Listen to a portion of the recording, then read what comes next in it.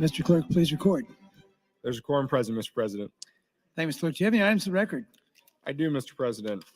The Committee on Health and Human Services, chaired by Senator Arch, refers Legislative Bill 932 to general file with committee amendments. Amendments to be printed from Senator Albright to LB 933. And Senator Vargas introduces LR 327. That'll be referred to the Executive Board. Additionally, Mr. President, announcement, the Banking Committee will have an exec session under the north balcony at 2 o'clock. Banking under the north balcony at 2 o'clock. That's all I have this time, Mr. President. Thank you, Mr. Clerk. Members, Senator Erdman would like us to welcome 12 guests from Bridgeport, Nebraska, who are in town for the basketball tournament. Congratulations to your team, Bridgeport. Those guests are with us in the north balcony. Please rise so we can welcome you to the Nebraska Legislature.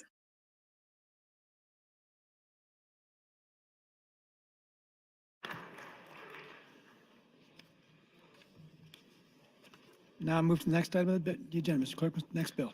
Mr. President, Legislative Bill 1015, introduced by the Speaker on behalf of the Governor. This is a bill for enacting natural resources, adopts the Perkins County Canal Project Act. Bill is read for the first time on January 13th of this year and referred to the Natural Resources Committee.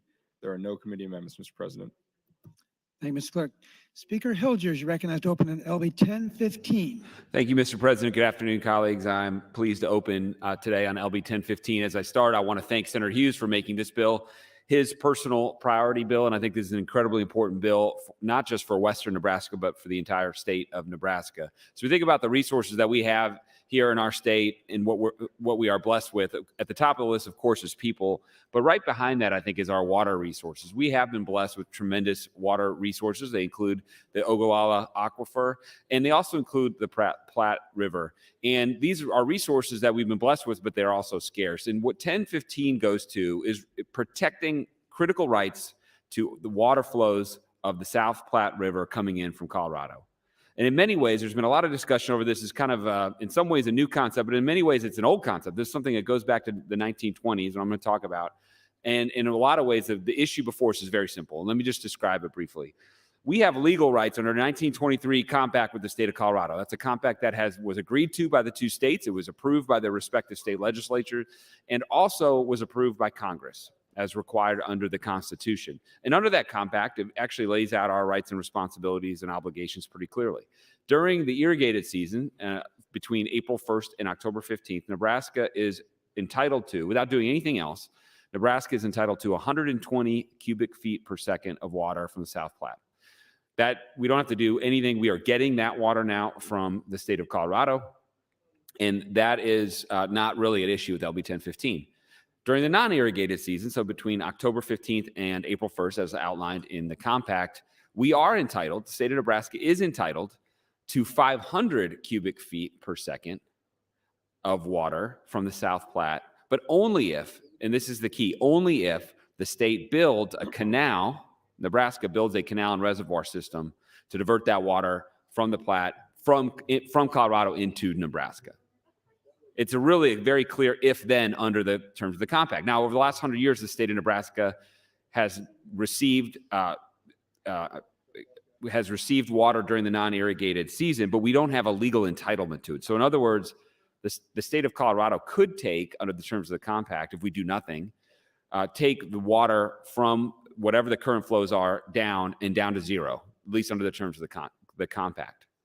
And as you see the tremendous growth in Colorado, in particular on the Front Range, and as the Colorado River Basin water supplies become thinner and thinner, the state of Colorado has made incredibly clear, been very explicit, not just with their words, but with their actions and with their dollars, that they're coming after the water that they're legally entitled to under this compact. And whether we build the canal and reservoir will be the thing that will tell the state of Colorado whether we're entitled to either 500 cubic feet per second between October 15th and April 1st or none. Now, we have a discussion, and we're going to talk about the cost of this, and I know the initial price tag, $500 million, is a lot. There is a discussion on cost and the specific dollars that would be needed to build the canal and reservoir system. That discussion is in the Appropriations Committee. They have been working on what it would take to get the project started. I believe they voted yesterday to recommend putting $53 million into the budget. That would fund the first 3 years of this particular project. It would be land acquisition, design, and would get us far down the road. It wouldn't be all of it, but would be significant.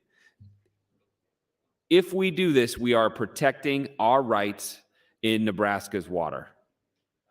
I really can't put it any more clear than that. If we don't do it, with what Colorado has said they will do and has suggested they will do and will almost certainly do, we will lose those flows from the South Platte into Nebraska over the course of the coming years.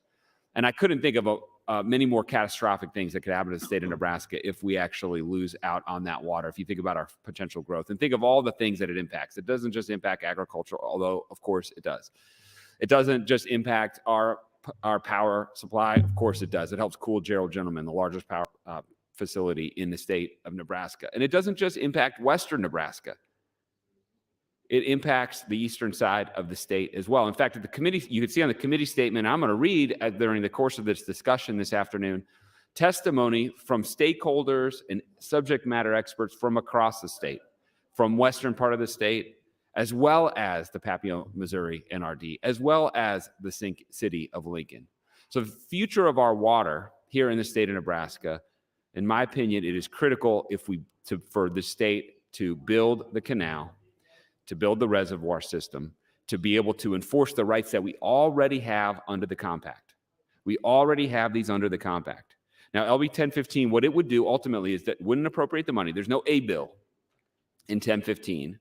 What it would do is just simply, it's an enabling legislation, it's empowering legislation. It would give the Department of Natural Resources the ability to go out, design, build, exercise eminent domain in Colorado as provided for under the compact as an example, to move the ball down the field towards the completion of this project. Now, we're going to have a good discussion today on this. I know there have been a lot of questions in the media amongst colleagues and others.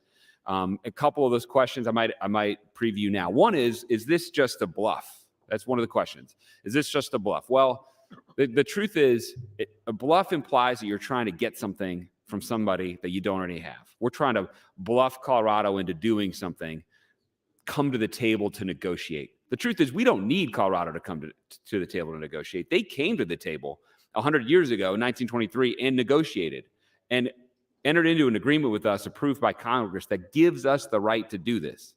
Now, if we start down this road, they might come and try to get some better deal for both of us. And of course, I'm sure we would listen. But this is not intended to bluff or to do some negotiation. We have rights under this contract. We're asserting these rights. If we don't assert them now, we may not be able to assert them in the future. That's one big question. The second big question that I've heard is the cost. Well, we're in this period of time in which, boy, $500 million is a lot.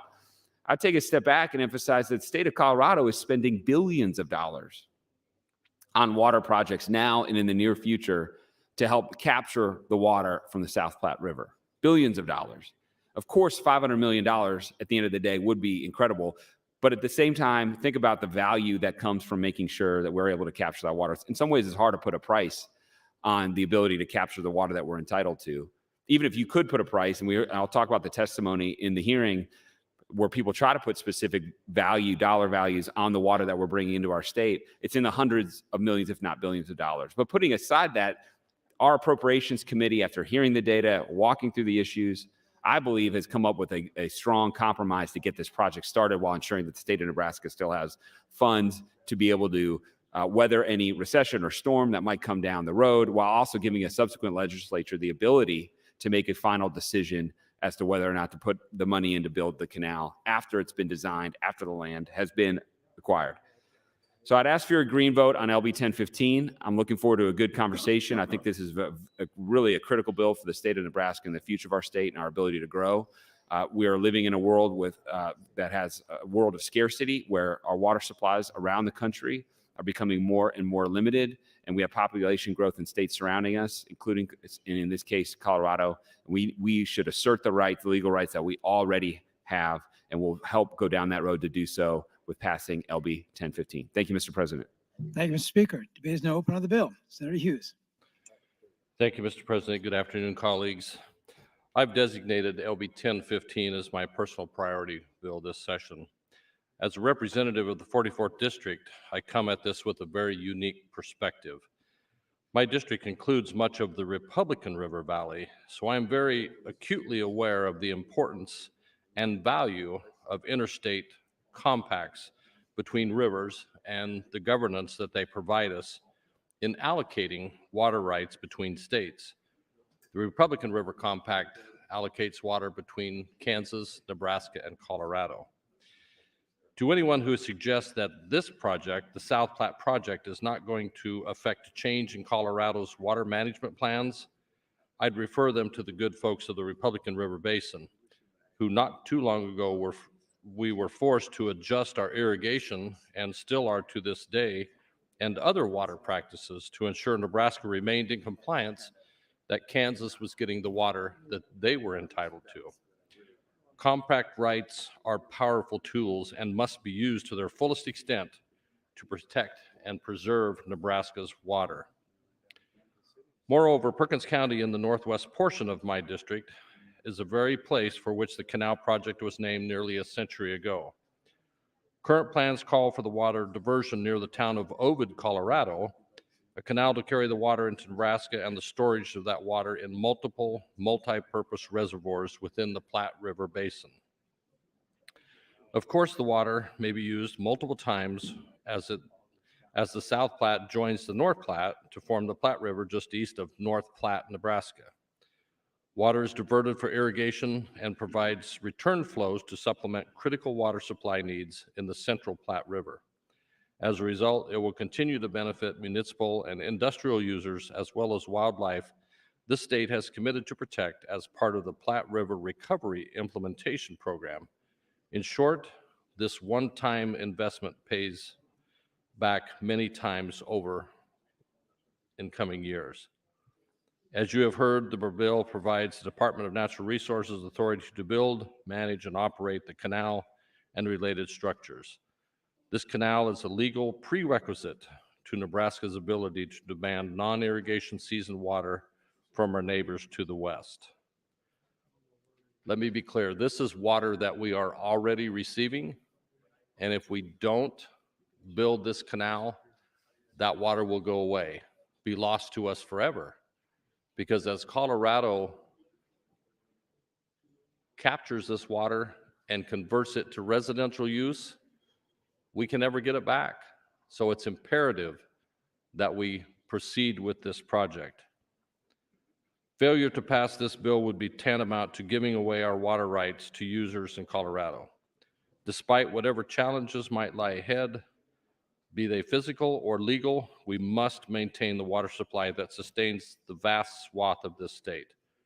There is no viable substitute for water. We talked a lot this morning about Lake McConaughey, Lewis and Clark Lake, and the potential lake in the Platte River Valley between Lincoln and Omaha. The foresight of the individuals who built the lakes, Lake McConaughey and Lewis and Clark Lake. As I mentioned this morning during that discussion, the amount of money that was allocated to build Lake McConaughey, Kingsley Dam, and the canal system and the hydro plants that irrigate 100,000 acres with surface water in central Nebraska, that cost was $43 million in 1940. That's $864 million today. What kind of a return would we be looking at 70 years from now once we have the South Platte Canal and a series of reservoirs, just maintaining the water that we have built infrastructure? I certainly look forward to this discussion. I know there's a lot of questions, and hopefully we will be able to move this bill forward today. Thank you, Mr. President. Thanks, Senator Hughes. Senator John Kavanaugh. Thank you, Mr. President. Well, I'm one of the people with questions, I guess. So I think I agree with Speaker Hilgers as he characterized that there are big questions and he attempts to answer them. and that I guess I'm granting the premise that we're not doing this as a bargaining position. But I think it's important that if we are going into this with the assumption that we're going to build this canal for the purpose of exercising our right to 500 cubic feet per second during the time of October 15th to April 1st every year, that it's important that we have the conversation about what is the full scope of our rights and our ability to assert those rights. As Senator Hughes just pointed out, we are already getting this water currently, and Colorado does view what they're giving us as in excess to what they have to give us, meaning that they don't have to give us the water that they're currently giving us. But to exercise our right to put a call on anyone else's water, basically, as Senator Hughes said in reference to the Republican River, you have to have a right that is senior to the rights that are being asserted, and to put that call, which means to ask someone to stop using and to make sure that you get the amount of water you're allotted to. So what the compact does is establishes a right for the state of Nebraska for the 120 cubic feet per second during the time of April 1st to October 15th.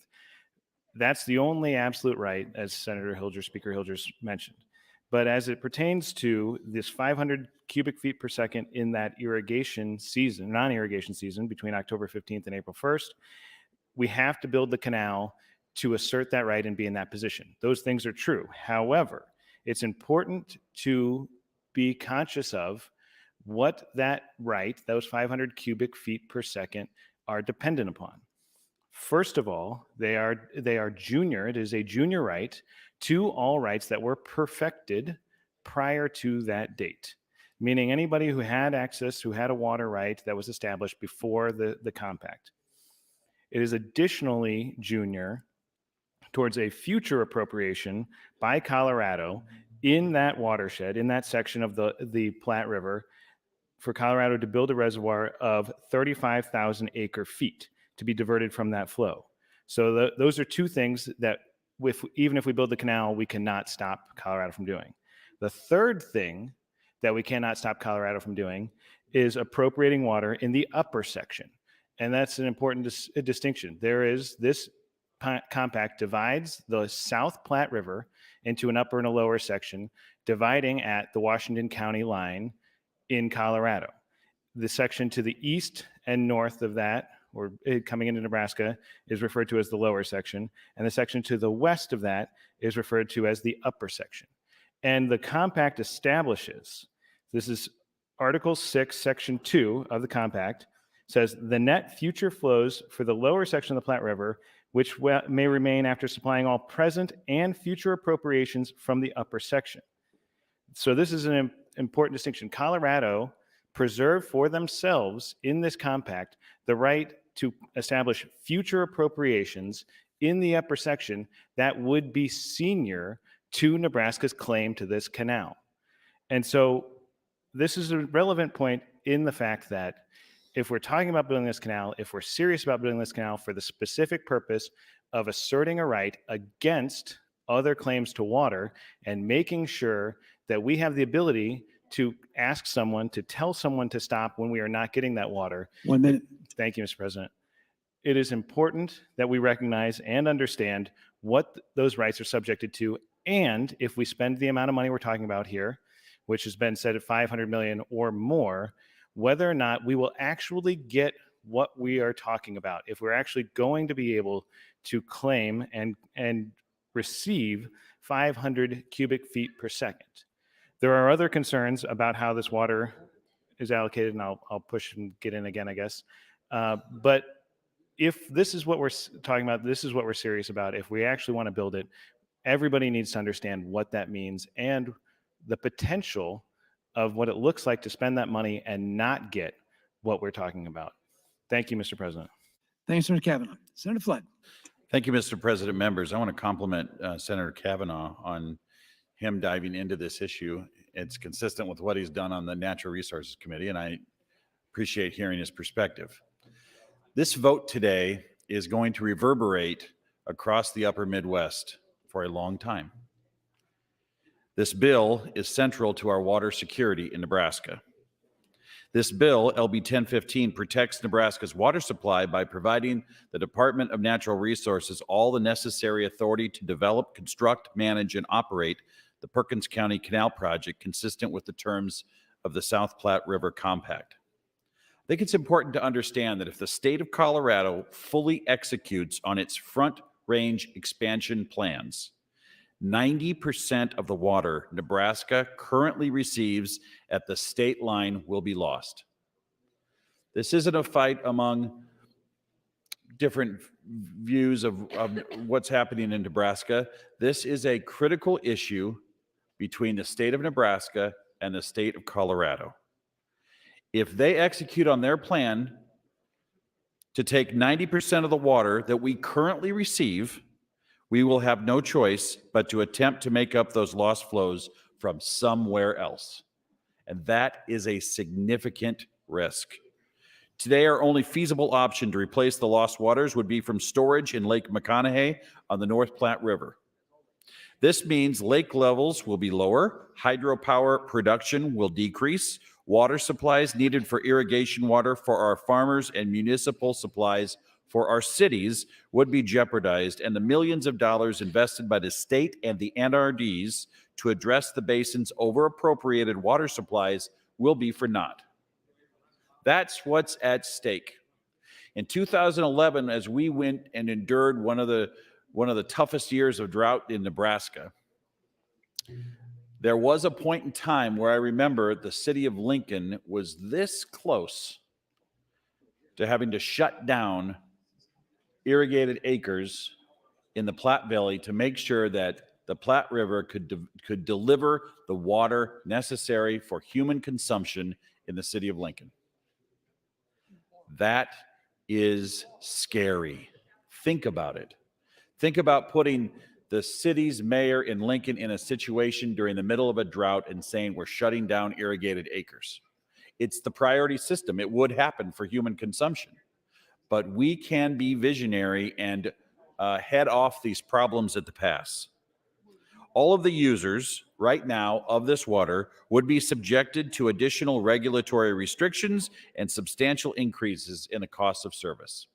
If you're an Omaha or Lincoln area senator and you are working in this legislature and you think we have troubles in rural Nebraska, start drying up those irrigated acres and ask Southwest Nebraska how it's going to work out. I'm familiar with the crisis that we've had in the Republican River Basin, where the upper, the middle, and the lower Republican NRDs went to bat for their own area just to deliver, as part of the state obligation to the state of Kansas, our commitment in a water compact. This is real stuff. And when we find ourselves in a situation with Colorado, this vote today is going to signal to the state of Colorado how serious Nebraska really is about our water resources. If this project is not built, Colorado can simply cut off the supply. Their plans are now accelerating, including the new legislation. And for example, the state of Colorado has an $800 million plan to pump tens of thousands of acre feet each year, 150 miles west to the Denver area. They're going to take this water and they will move it to Denver. The population is exploding in the Denver area, and they need this water. We have an opportunity today to send the message and to plan for the construction of the Perkins Canal, Perkins County Canal, and take a substantial step toward ensuring our water security and sustainability for generations to come. I support LB 1015. This is about building the Perkins County Canal, and it must be done. Thank you, Mr. President. Thanks, Senator Flood. Senator Erdman. Thank you, Mr. President. Good afternoon. I was reminded by Senator Slama that this morning when I said the people only be alive when they build the lake would be Senator Kinney. And who else did I say? Anyway, I forgot Senator Slama. So I wanted to tell her I apologize for forgetting her.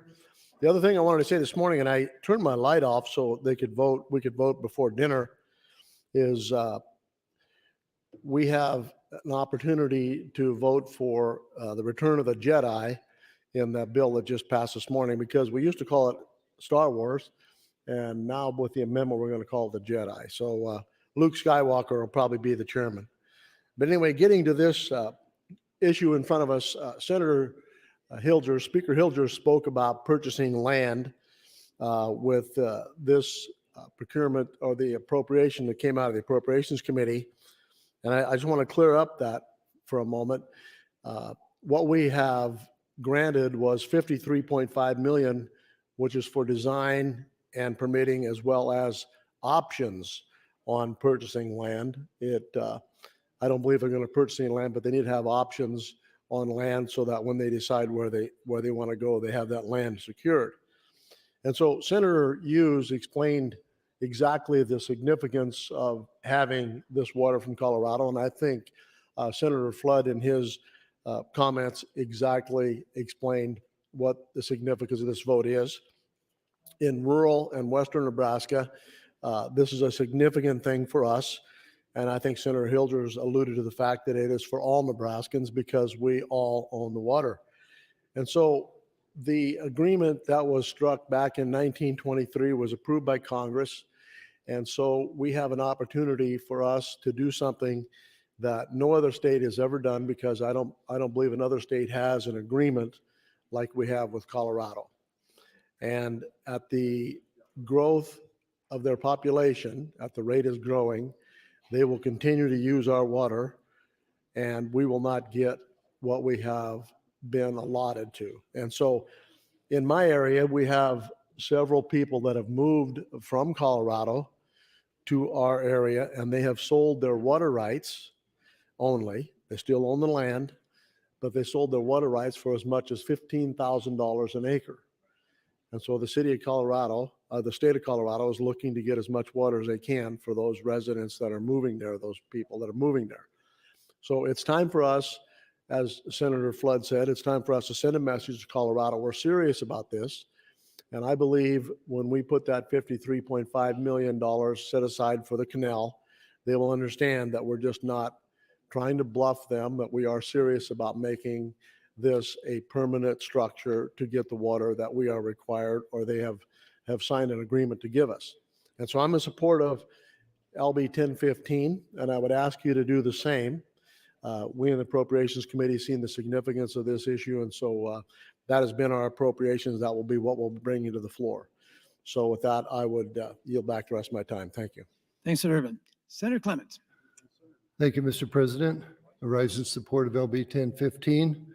I strongly support enforcing the water compact that this canal will protect. And the Appropriations Committee, this bill doesn't have the spending in it. We've got that will be in the budget bill. And it does amount to $53.5 million. I looked at the cash reserve as of yesterday, and after this is a cash reserve rainy day fund expense, and after the 53.5 is removed, we still have $1.33 billion left in the cash reserve. So we're not depleting our reserve by approving this project. I read the compact and met with the Attorney General and his water specialist attorney, and I'm in agreement that we will lose river flow if this is not passed. And so I think it is a very high priority item that we should support. And I would encourage your green vote. And with that, I would yield the rest of my time to Speaker Hilgers. Mr. President, yield the rest of my time. Speaker Hilger, you've been yielded 3 minutes 30. Thank you, Mr. President. Thank you, Senator Clements, and thank you, Senator Urban, for the clarification on the appropriations for being for options for land and not the land itself. I appreciate that clarity for the record. When I got up in my opening, I talked about how this is going to have a statewide impact. Colorado's on the move, and this is asserting our rights that if we don't assert them, we actually have no legal entitlement to anything from during the non-irrigated season. So I want to back that up with some of the testimony that we heard make sure we get this in the record of the floor debate here this afternoon, because it isn't just me saying it. These are experts across the state of Nebraska, across the state, from Lincoln and Omaha to the western part of the state, who spend their entire careers focusing on maintaining and managing our water supply and ensuring that we are good stewards and have enough for future generations. And these are the people who came to Lincoln to testify. And I want to read some of their testimony here this afternoon. So first, starting in the West, we had Kent Miller come from the Twin Platte Natural Resources District in North Platte. And he said, we need to worry about this and we need to act upon it now because Colorado is serious. And with all the people moving into the Front Range, they're going to use every drop of water and dry up the South Platte River unless we take this opportunity to use the only protection we have on the South Platte River for water into the state of Nebraska. Everything he said is true. There is no doubt the growth in the Front Range is incredible. It's only increasing. There is no doubt the state of Colorado has made very clear they're going to spend what seems like any amount of money to capture additional waters that they can under the law. And there's also no doubt that the only protection we have is what is in the 1923 compact, any meaningful protection. We also heard from Michael Drain from the Central Nebraska Public Power Irrigation District. If you don't know, Central is the public power district that manages Lake McConaughey. You heard Senator Hughes talk about the impact on Lake McConaughey. If we don't have the flows that we normally would expect from the South Platte, those have to be made up somewhere. And those the most likely source would be from Lake McConaughey, which is fed generally by the North Platte. What did he have to say? Well, Mr. Drain said, left unchecked, Colorado clearly can and will deplete the flows at the South Platte that so many Nebraskans use, from irrigation to power production, from reservoir storage to groundwater recharge, and from in-stream flows to municipal well fields that they ultimately rely on. Thank you, Mr. President. Fortunately, when the South Platte Compact was negotiated 100 years ago, our predecessors had the foresight to include a provision for a canal to bring this important South Platte water out of Colorado for use in Nebraska. There's actually more to this, but I only have 45 seconds left. And I think that the last point is worth really underlying here.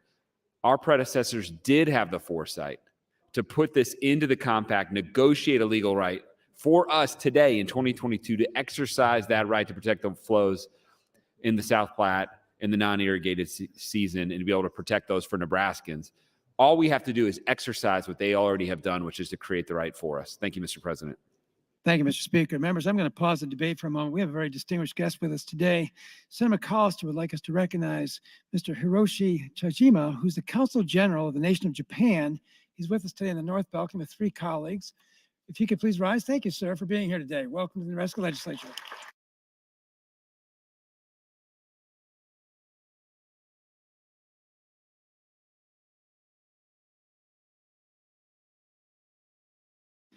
Continuing discussion.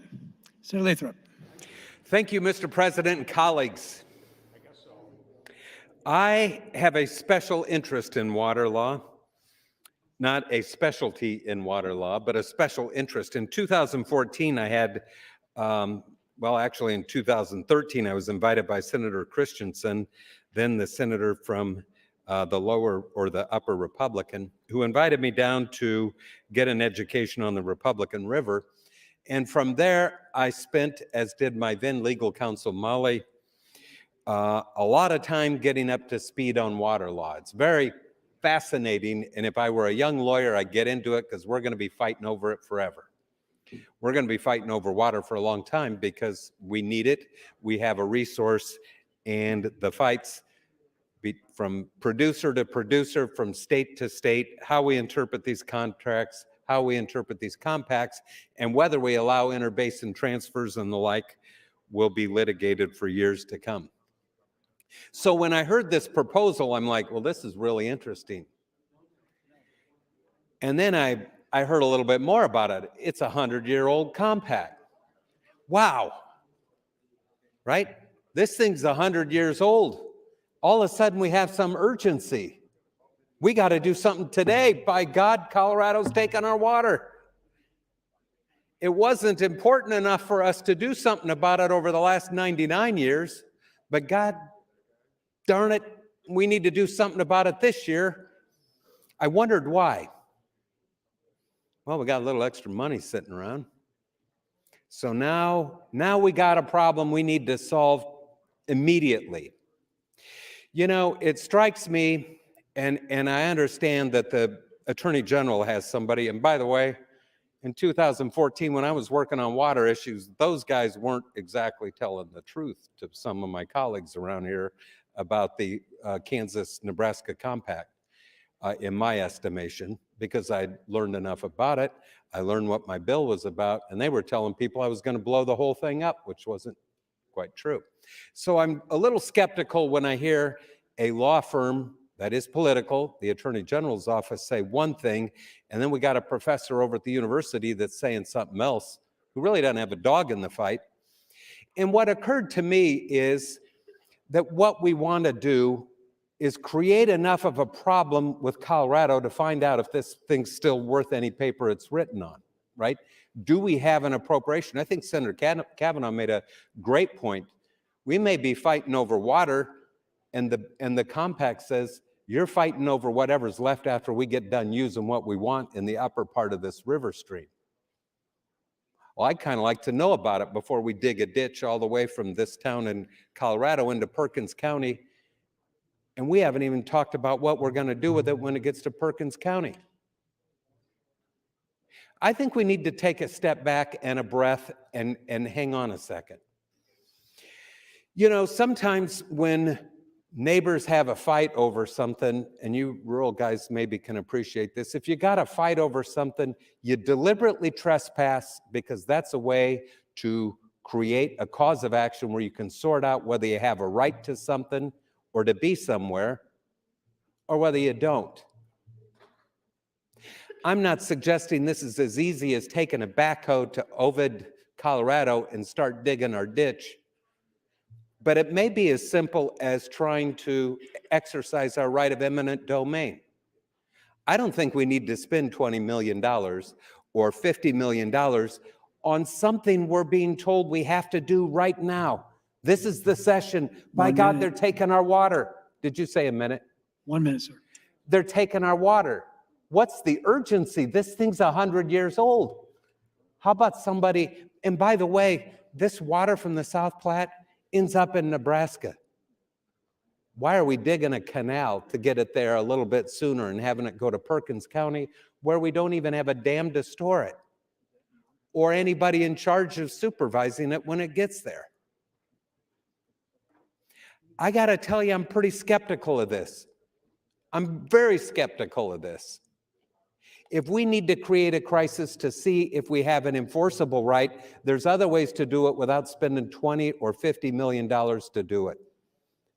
There's other ways. We can go try to exercise our right to eminent domain. If we think this is a binding agreement with Colorado, then somebody go over and try to eminent domain about 6 city blocks of the land between here and this That's town time, that sir. we're supposed to draw the water from. Did you say Yeah, time? that's time. Okay, thank you. Thanks, Senator Lathrop. Senator Jacobson. Thank you, Mr. President and colleagues. I really want to thank the Speaker for bringing this bill and for Senator Hughes for prioritizing it. In addition to being involved in banking, I'm also involved. I own some farm ground, irrigated farm ground in south central Nebraska, keenly aware of the importance of irrigation. As I look at my constituents in Perkins County, Lincoln County, and on across, I look at how important water is for those folks who are using surface water for irrigation, and really the entire state that's going to have to rely upon this water flow. We also know that as you look at the North and South Platte, where there's been talk, this is on the South Platte. The North Platte's coming out of Wyoming, goes to Lake McConaughey. There's release from there, and the two rivers converge on the east edge of North Platte, and it becomes the Platte River and runs on down through the state. We know that there are going to be environmental needs that are going to trump everything, and so we know that North Platte water that ends up in McConaughey may need to be released just to support environmental flows in droughts. If anyone's noticed, look across the state today, we're in a drought. We're in a fairly severe drought. Wheat right now is $12.50 a bushel on the board, but most wheat producers are afraid to sell any of their new crop wheat because they're not sure they're going to have a crop. Irrigation is vitally important to this state. Water is vitally important to this state. Having water for our population base in the eastern part of Nebraska is critically important. I think that what we're talking about spending here is a drop in the bucket for an investment in what we think is going to be important to us in the future, and it will be. There's that old saying that whiskey's for drinking and water's for fighting over. And there have been people that have talked about we should negotiate with Colorado.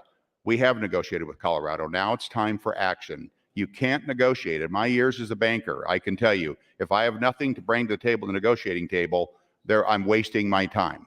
We need to show that we're serious about this project if we have any hope of changing the trajectory of what's happening. We're talking about 500 cubic feet per second of water in that non-irrigation season as opposed to 120 during the irrigation season.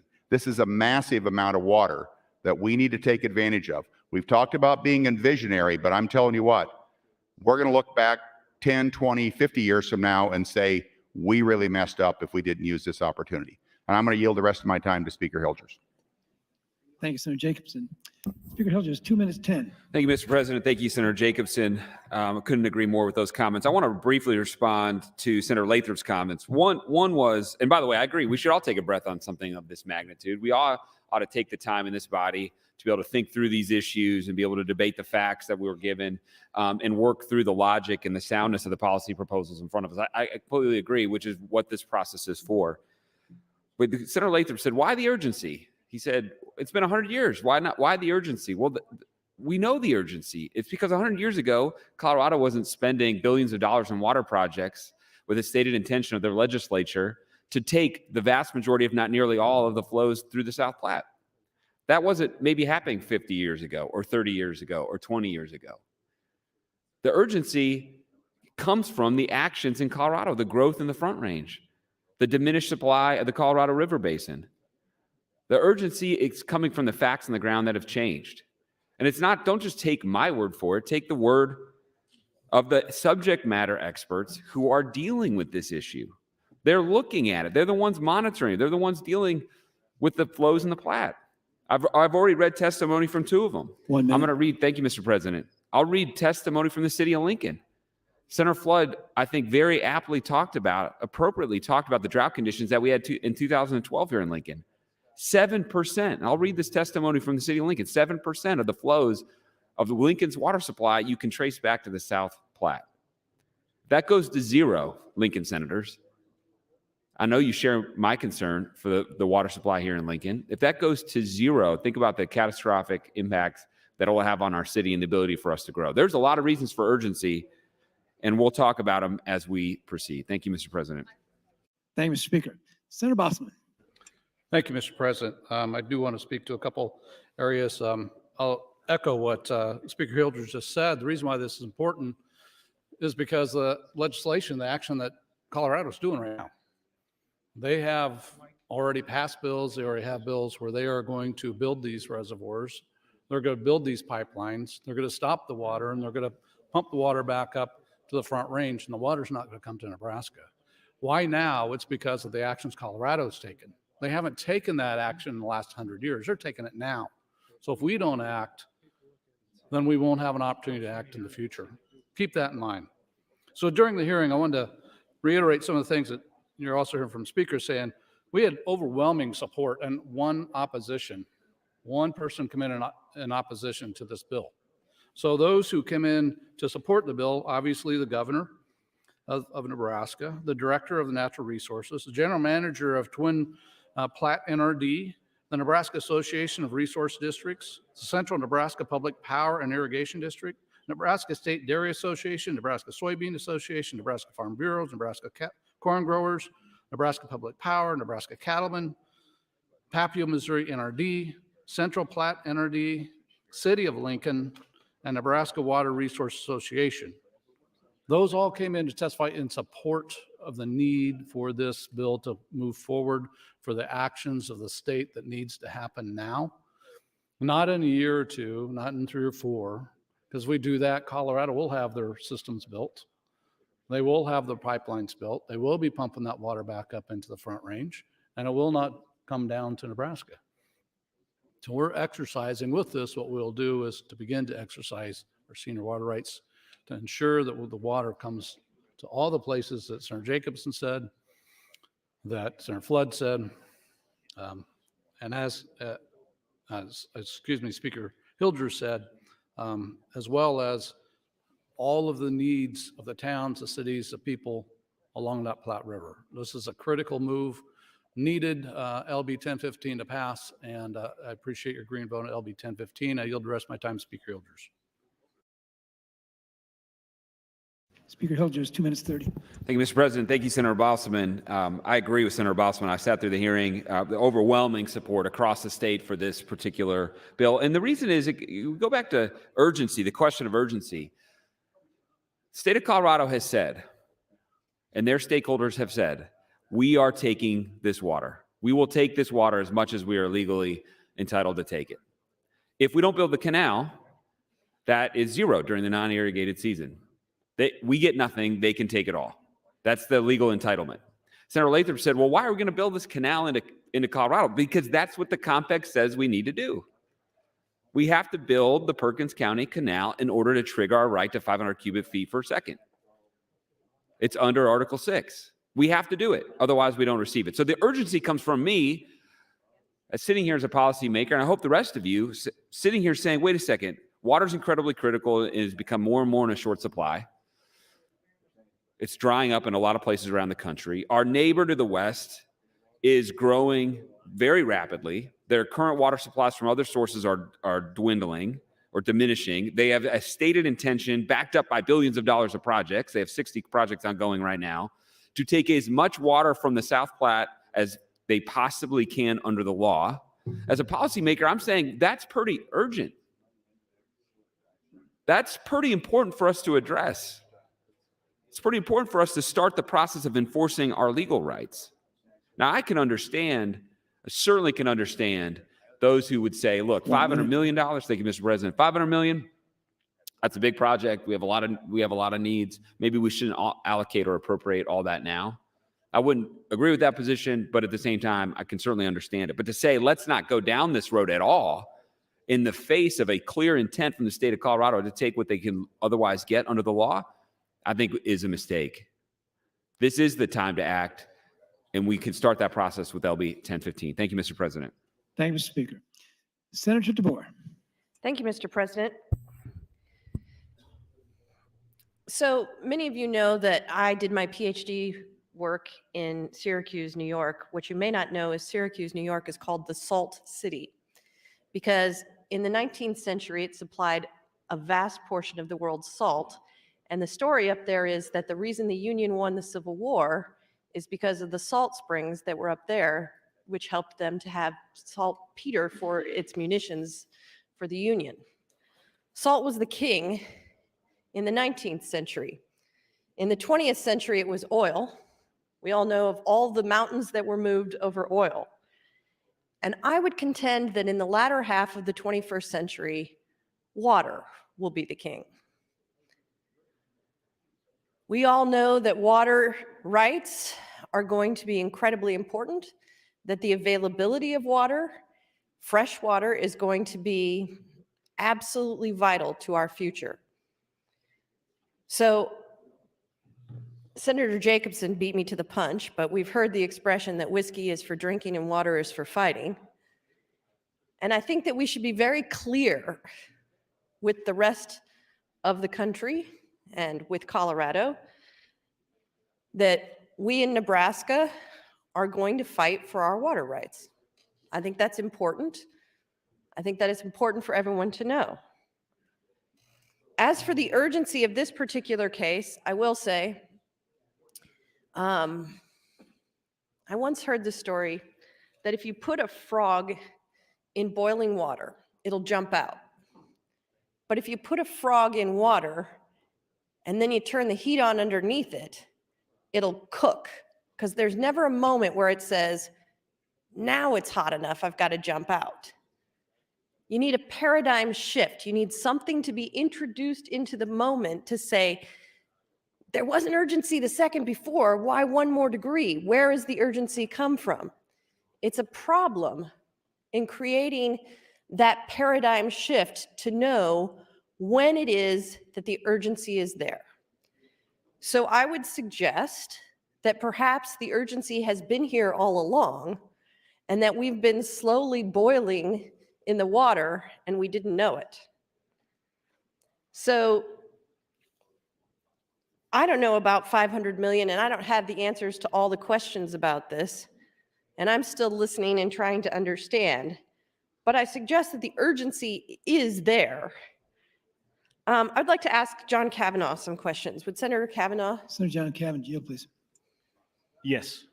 Senator Kavanaugh, you were talking about the Upper Platte area, which I believe is sort of like the Denver area, and then the Lower Platte area. Is that right, or am I getting them reversed? The Upper Platte is the area basically to the west of the Washington County line. Okay. In Colorado, Washington County, Colorado. And then the Lower Platte is everything closer to Nebraska. Right, between the Washington County line and state of Nebraska line. And under the compact, as I was reading it, what it said is that our rights will be junior to the rights on the western side of that line. Is that correct? All current and future uses in the upper section, which is to the west, yes. But our rights under this compact are senior to any rights on the eastern side of that line that have not already been claimed by 1921. Is that right? Any subsequent appropriations with the exclusion of the 35,000 acre feet of storage. That's correct. Sorry. Yes, with the exception of the 35,000. Okay, so my question would be, if we do this, Colorado, in order to starve us out of water, would have to starve out every subsequent claim to water on the eastern side of that line. Isn't that correct? If Colorado was going to run the river dry at that section, they would in effect be affecting those subsequent rights as well. Yes, you're correct about that. So they would probably want to continue to support that area because that's an agricultural area in their state, correct? Well, I guess I don't know what Colorado's internal water policy is, but True. That would be in effect. But that is an agricultural area, right? I think so, yes. All right. Well, thank you. That's helpful. Senator Hilders, will you yield to a question? Speaker Hill, we got 10 seconds, Senator. I only have 10 seconds. I was going to ask you about who will own and maintain the canal. How many seconds do I have? 1. Thank you. Speaker Hilders, you're next in line. Well, you could have said that, Mr. President. I didn't know. I'm sorry. I think Nebraska would own and maintain the canal. Which agency? I would assume it would be DNR, but I can clarify that for you. And I think Senator DeBoer's question was really a line of questioning and discussion with Senator John Kavanaugh, I think is exactly right on this question of senior and junior appropriation. Senator Kavanaugh is absolutely right. John Kavanaugh is absolutely right that there are senior rights to Nebraska's under the compact. But Senator DeBoer's question was basically, as I took it, was Nebraska, there are junior rights to Nebraska's rights under the compact if we do the canal. And the way that Colorado could starve out Nebraska, to use the word in the questioning, is to starve out parts of its own state, which I think is exactly right. They wouldn't cut off their nose to spite their face. Yes, there are some senior users. There are some senior rights to Nebraska if we build the canal, but there's significant junior rights that would enable us to ensure that we've got a call on the river that's significant. So I think that was a really important point. And I'm glad Senator DeBoer raised it. And I appreciate Senator John Kavanaugh working through the compact to talk about the senior and junior rights, because I think it's very important. As we go back to some of the testimony that we had, it's not just a Western Nebraska. I've said this a few different times, and I think it's important to emphasize, even though the South Platte is in Western, when it comes in to Nebraska, it's far Western part of the state, obviously, and we think of Lincoln and Omaha being far away, one influences the other. And you don't have to take my word for it, because we have the city of Lincoln who came in and testified in support of this particular piece of legislation. And we had Elizabeth Elliott who is the director of the Lincoln Transportation Utilities. And what she said is, look, and by the way, we've worked with the city of Lincoln on 1023, the Star Wars bill, they are hyper focused on the protection of Lincoln's water supply, as they should. And they do an outstanding job thinking about it and ensuring that from a database perspective, that they are making sound decisions, wise decisions for the city of Lincoln. And so that's what they did here. They said, look, we looked at the data. She said, after reviewing the data, we believe the canal will assist in keeping water flow at its current level and offer protection for the state in times of drought. The South Platte River provides approximately 7% of the city of Lincoln's water during droughts like the one in 2012. If dry, this river would impact Lincoln's water. So the city of Lincoln came in and said, look, well, we looked at the numbers. Is it 100% of our water that comes from the from the South? No. Is it a meaningful amount? Well, yeah. And if you lived in Lincoln during the drought, 7% is significant. 7% is quite a bit. So this is a statewide, it's a statewide issue. Has a statewide impact. And the last testifier that I will read from the hearing, and there were a number of them, as Senator Bosselman pointed out, was from Mr. Winkler from the Papio, Missouri River Natural Resources District. And he said basically the same thing. He said, look, it is imperative that we protect and enhance the resiliency of our water supply in the lower Platte River corridor, where nearly 70% of the state's population resides.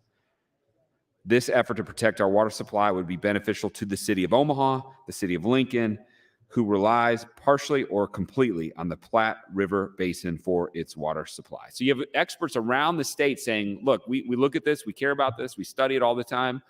This matters. And they say, if we don't do anything, we have no right to this, no right to this water, no legal right to this water in the non-irrigated season. If we do build the canal and reservoir, we actually have significant rights to that water. So you have the experts saying there's urgency. Thank you, Mr. President. You have experts saying there's urgency. You have the experts saying this matters. All we have to do to be able to enforce our rights that our predecessors have given us 100 years ago is to build the canal and reservoir system. That's it. We don't need to renegotiate with Colorado.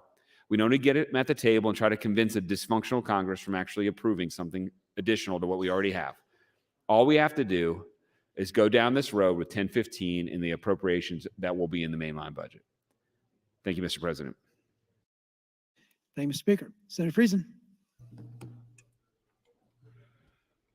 Thank you, Mr. President. So I've probably been involved in water issues for over 30 years. When you look at how Colorado water law differs from Nebraska, I think previously Senator DeBoer was talking about drying up sections of Colorado agricultural land. Well, in those areas, they're able to sell their water rights and keep their land. So their water rights are transferable and saleable. And so the value of water in Colorado is determined by how much a city or a municipality would bid for water. And there you're allowed to separate your water from your land. So the farmers, the irrigated ground in Colorado on the ranges closest to the cities there has all been sold, and they really don't have irrigated crop ground anymore because the value was a higher value going to the urban areas for domestic uses. In Nebraska, we can't separate the water from the land. It is a share and share alike principle. So we operate under two whole different systems. We don't have junior and senior water rights when it comes to groundwater law, but we do with our surface water. So when you're talking about a right that is established in 1923 or 22, wherever that compact was signed, those are senior water rights and should be able to be exercised at any time to a junior water right. So the thing I see here is that we don't know in the future what water is going to be worth to us. When you look at the numbers of what they possibly could deliver to us, I think I saw the number of 300,000 acre feet of water. I mean, everybody's talking about cubic feet per second. I understand water in acre feet. So an acre foot of water is 1 acre of ground a foot deep. In Nebraska here, I think our average, well, in the upper Big Blue where we irrigate, we use about 6 inches of water to irrigate a crop in a normal year.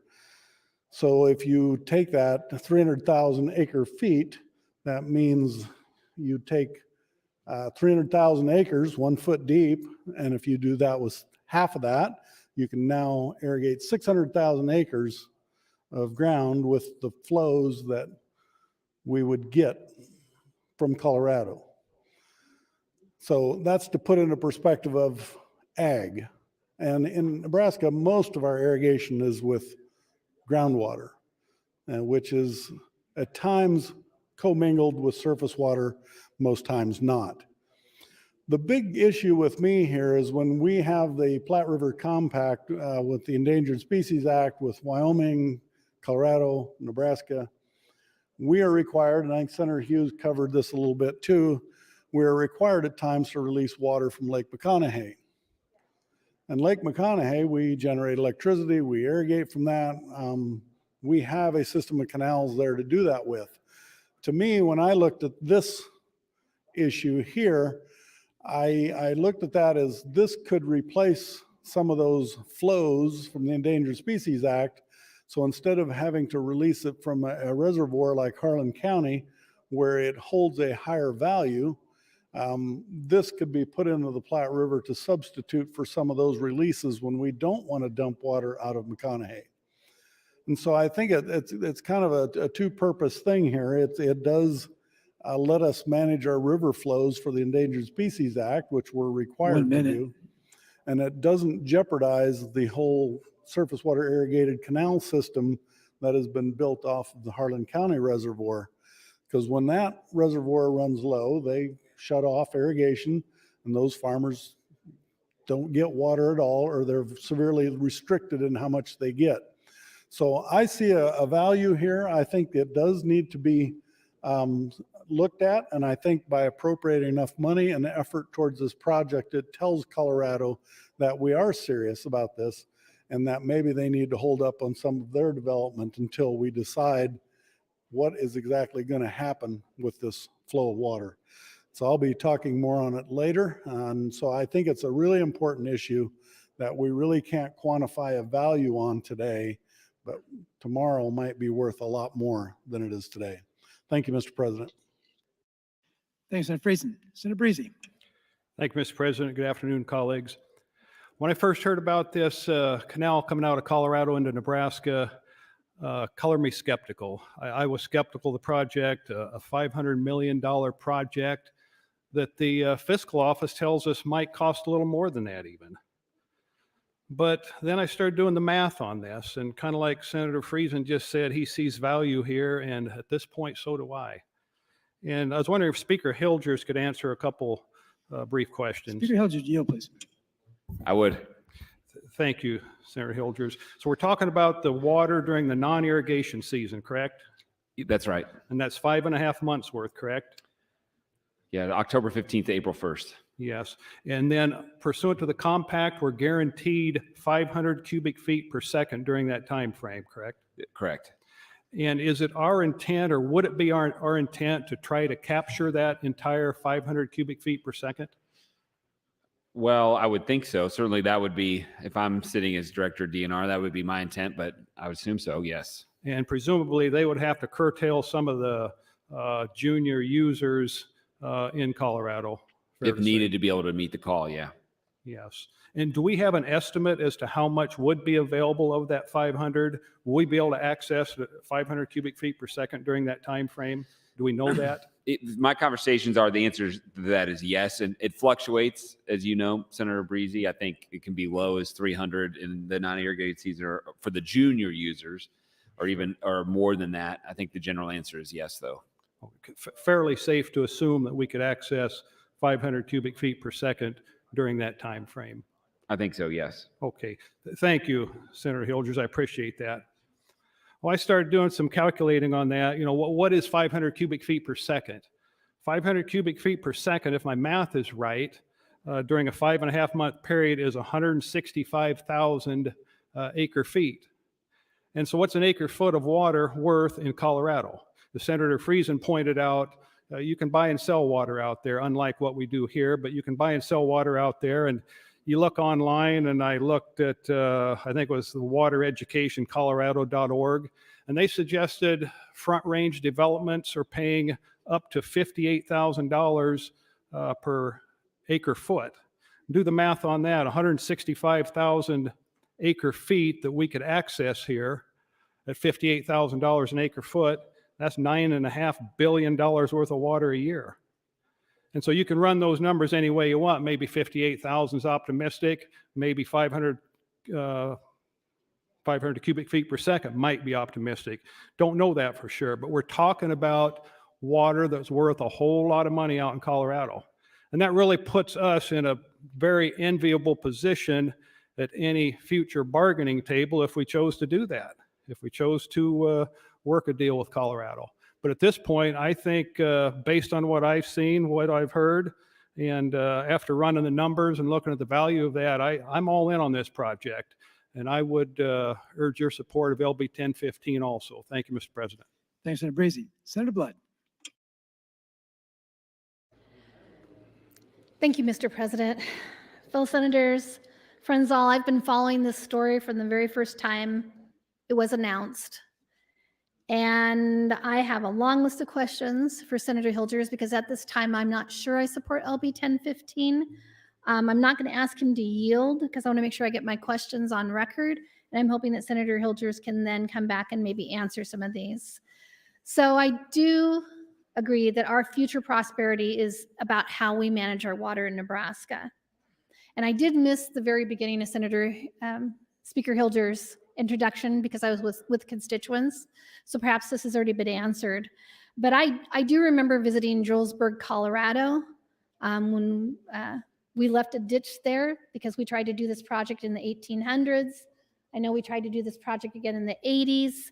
Was always derailed. There was always cost issues. And for me, having that memory was a red flag. So I've been listening to both sides actually of the issue, both in Colorado and Nebraska. And the questions that I have for Senator Speaker Hilgers is, has Colorado ever violated the compact? Speaker Hilgers. No, I don't want him to yield. I'm going down the list, I'm said. sorry. That's all right. So the list of projects that everyone seems to be referring to, I looked it up through the legislative history in Colorado. That list is from 2016, and it was a legislative report that was sent to the legislature there in Colorado, unless there's a new one. And it outlines possible water projects, but there's currently no activity on that work list, on that proposed list. So the only thing I could find is that when Governor Ricketts announced his plans for the canal, then Colorado rushed to craft legislation for water storage. But prior to that, there was nothing happening. So I would ask if there's a list outside that 2016 list that is being used, because that's all I'm finding. And then is the governor going to assert eminent domain over Colorado? Because as Senator Lathrop pointed out, that means we're going to go to court. And if we use eminent domain to build the canal, or we're going to talk about if we can take more water out of the South Platte, how are we going to pay for this costly court battle? Because we know that's what's going to happen. And then I'm hoping someone can walk me through the meeting that our governor had with the Colorado governor and why we chose not to work together. Because I'm not finding any documentation that said that they actually met face-to-face or had a Zoom call.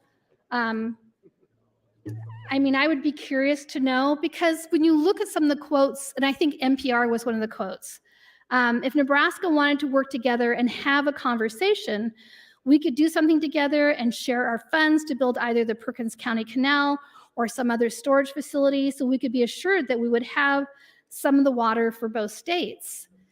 That's the part that I'm stuck on, is that I don't see a clear path of conversations with our neighbors. What I see us doing is fighting for something that's very important in Nebraska, and that I do not disagree with. But when did we start infringing on other states without conversations first? Have we been told absolutely positively, no, we won't work with you? absolutely positively we're going to violate something that we've never violated before. So these are questions that are puzzling me, and I'd like clear answers. I'd like to see this list, if you're referring to the 2016 list, outside to them rushing to do the storage bills that were recent 1 minute. and done as a knee-jerk reaction to what we put forward. Let me see that evidence. Let me see those documents, because I'm not seeing anything right now. And I would love to have answers to these questions so I can feel confident that this is a great bill that's not going to cause more issues for Nebraska. And again, we've had 2 other attempts at doing this before, and they both fell through. So thank you, Mr. President. Thanks, Senator Blood. Senator Hughes. Thank you, Mr. President. Good afternoon again, colleagues. Water law. We've had some conversations about that. And as a businessman, one thing that I have learned, if you're not an expert, hire one. Doesn't matter if it's a healthcare professional or a lawyer or a mechanic. You know, I'm a professional farmer. I know how to raise crops. I can do that, but there's a lot of things I can't do. So I hire experts. And the experts, you find one you trust, and that's who you go with, whether I'm working on estate planning or whatever it is. When it comes to water, I trust the guys behind the glass here. As chairman of the Natural Resources Committee and 6 years on that committee, well, 8 years on that committee, we've had a lot of discussion about water. Former Senator Ingroni and I, we locked horns on the NCOR project several times. So we've had a lot of discussion about water law. And the gentlemen behind the glass are the experts. They're not the ones studying about the law. They are the ones making the law. And that's very, very important. For us as citizen legislators, in order to make informed decisions, we need to have enough information to make that informed decision, because we are not experts. We've got to find someone who we trust, that they know what they're talking about. The Attorney General's office, the Department of Natural Resources, those guys live, eat, and drink water law, no pun intended there. What's the urgency? Senator Lathrop, what's the urgency? The urgency is the Front Range of Colorado is projected to double within the next 30 years. That's a lot more water that they're going to require in order to support that population. If we don't exercise our right on this water and it gets diverted to human consumption, there's no court in the land that's going to say, oh, Nebraska, you know, you're entitled to this for irrigation when it's already being used for human consumption. That's not going to happen. That's the urgency. Colorado has $10 billion worth of projects on the drawing boards. They've completed several, and they've got several more under construction, of where they're going to capture as much water as they can and pump it back uphill. I'm a lot more familiar with the Republican River Basin and the Republican River Compact that we've had fights over, and those waters are calm. And thank God, because the people behind the glass have done their job. We've gotten through those problems. But what's water worth? Colorado had a reservoir in northeast Colorado called Bonnie Dam. They took that dam out, drained the lake in order to ensure that Kansas got what they needed in the Republican River Basin flow. That probably happened 15 years ago. Just this year, Colorado has committed to Kansas in the Republican River Basin to take out between 25 and 40,000 more irrigated acres in order to ensure Kansas gets the water that they're entitled to in the Republican River Compact. The South Platte Compact is the same thing. How do you put a value on water? I appreciate Senator Breezy doing the math.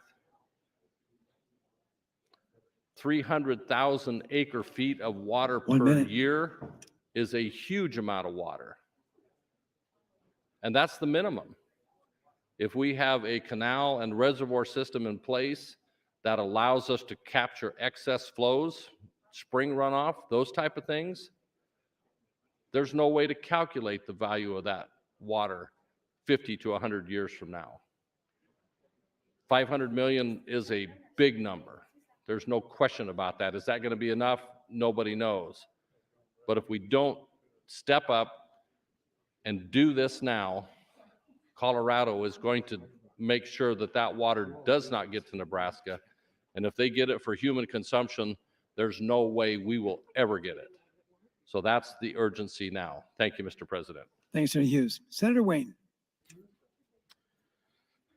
Thank you, Mr. President. So there's a lot of interesting things going on about this as we talk about the importance of water and how this is important to all of Nebraska. And we don't have a real plan. We don't have a real study, but we're asking for 500 million. But although we have a real plan and we have 24 studies for North Omaha, $400 million ask for, somehow that's so hard to swallow. But let's just throw 500 million at a water project with no plan. Let me tell you the difference of what actually is going to happen when we pass this bill. And I'm not really going to spend a lot of time on it, but if you read section 2 of the bill, we pass this as a body, whether there is money or not, we are committing this state to building this canal. Doesn't matter what the appropriations bill say. This bill says it shall be done. So we are committing it today or the next 3 rounds to building this canal, which I find very, very interesting without having any more studies. So let me give you one example from a legal perspective, and I'm not giving legal advice, but there's a thing called a declaratory judgment. If you're watching at home, Google it. If you are at your computer, Google it.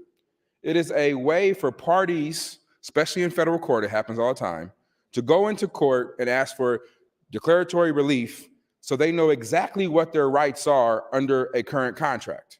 So you don't have to go through the expense of going to a lawsuit and you still file a lawsuit, but you don't have to go through the expense of litigating all the issues. It gives the opportunity for the parties to get an advanced ruling on a subject.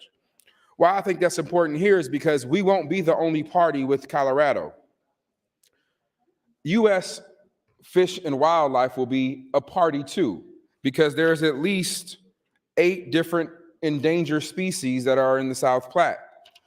I just Googled them. It's pretty easy. Piper plower is a bird. The whooping crane, which we have a lot of traction, is affected by the South Platte. The pallid sturgeon, the American burying beetle, the monarch butterfly, the blowout Pinston bird or plant, and western prairie fringe orchid, I think. I can't read my own handwriting. My point is there's also endangered species, so they will be an adjoining party, and we can actually figure out what our legal rights are before we actually build a canal.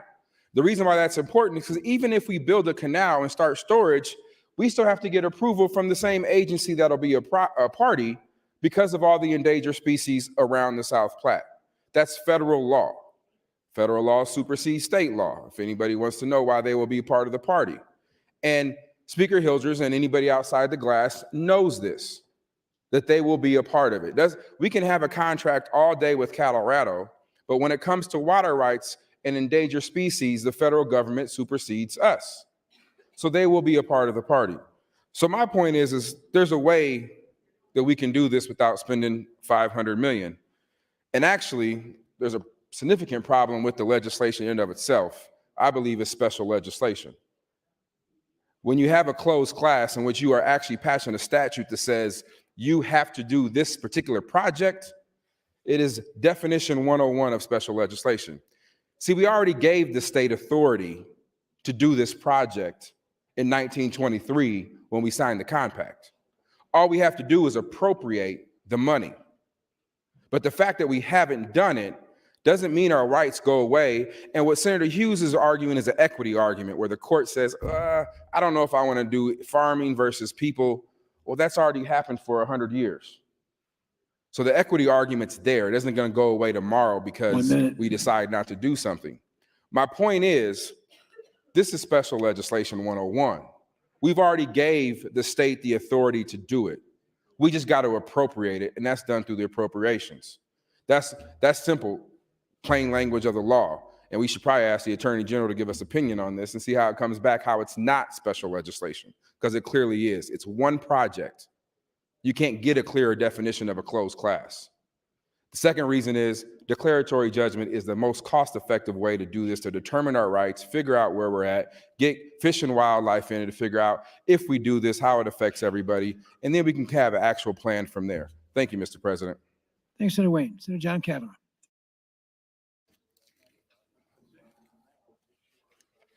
Thank you, Mr. President. Thank you, Senator Wayne, for those comments. That kind of goes to one of the points I was going to make about even if we do build the project and we do assert our right to the water, how does that water get used? And part of it, what the compact requires, that the water be used for irrigation. And can have a lot of, I guess, conversations about what that means exactly. But again, as Senator Wayne pointed out, there'd be litigation involved probably to make those determinations.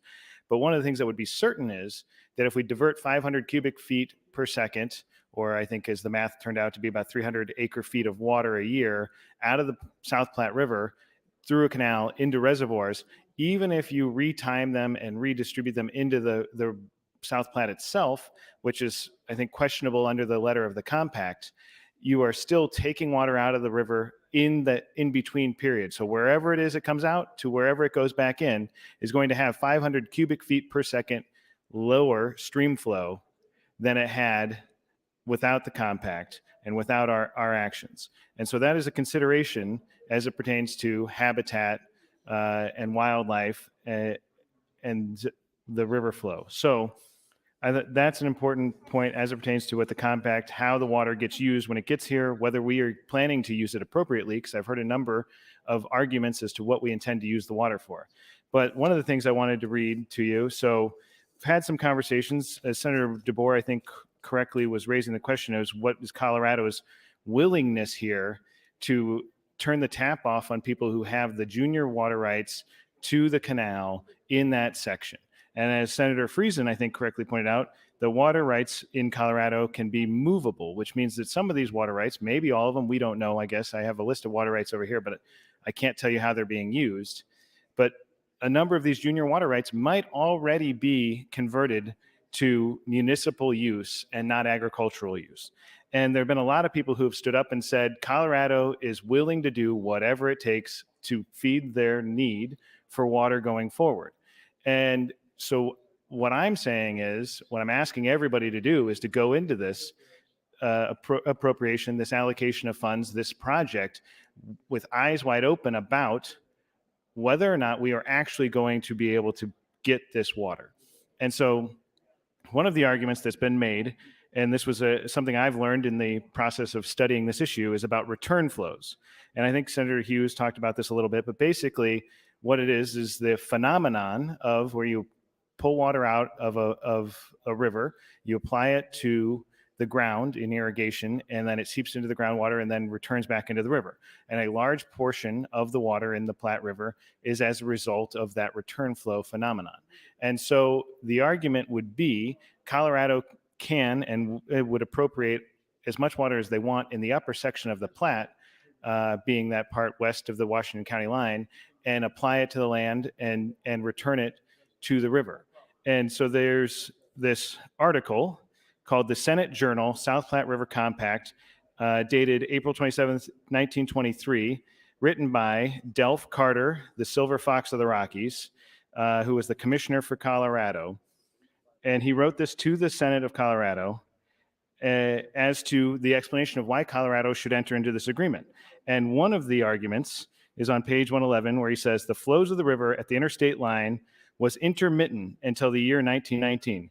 Since hitherto, it has been perennial, with increasing quantity passing over the interstate line, notwithstanding extensions of new development along the lower reaches or the streams of Colorado. This flow is permanent. It will improve with time. 1 minute? Thank you. Each new structure in Colorado will tend to further equalize the flow of the new streams of the interstate line. The extensive development between Greeley and Julesburg, completed since 1909, has resulted in greater benefit to the flows in Nebraska. Basically, there's more I could read, but ultimately, if the argument is that Colorado the development in Colorado is going to take more water out. Well, I need more time to explain this, but that at the time they signed this compact, everyone thought that the flow in the river was good and going to get better, that we were on an upward swing. And they contemplated that Colorado would have free and unfettered use of the upper section, and it does not limit it to the style or type of use. And so if we're going in to assume that we're going to be able to impose upon Colorado the type of use that they had at the time, that is probably a mistake, because Colorado's, even their predictions about the future. Senator. Thank you, Mr. President. I'll press my Senator button. Michaela Cavanaugh, you're recognized. Thank you, Mr. President. I have a few things to say, but if Senator John Kavanaugh wants some time, I'll yield him some in a minute. There have been comments about, which I've found kind of funny. So there's been comments about how Colorado is increasing their usage because their population is increasing. So I thought, wow, I wonder why that is. So I went on the Human Rights Council website and looked up different rankings. So Colorado is one of a few states that is ranked as working towards innovative equality. And Nebraska is at the other end of high priority to achieve basic equality. Why would people be leaving Nebraska and going to Colorado, increasing their population so their water usage is higher, so we have less water coming into Nebraska for our agricultural needs? Maybe it's all the horrible policies that we keep passing to make people want to leave our state and move to Colorado. They have great investment in early childcare. They have a lot of equity legislation. They're innovative towards equity. Marijuana, freedom, marijuana freedom. So, and then I look at these bills that we just can't seem to get here in Nebraska: sentencing reform, income tax cuts for low and middle class, SNAP for drug felons, rental assistance, and postpartum care for women on Medicaid for up to a year. All of those things together cost $41 million over 2 years. And we won't do them. And because we won't do them, people are leaving our state. And because they're leaving our state, they're going to places like Colorado. And then they are using more water, and we're getting less water, and we're hurting ourselves. And it's a circular thing. Mr. Lieutenant Governor, I will yield the remainder of my time to Senator John Kavanaugh. Thanks, Senator Michaela Cavanaugh. Senator John Kavanaugh, 2 minutes 30. Thank you, Senator Michaela Cavanaugh. Thank you, Mr. President.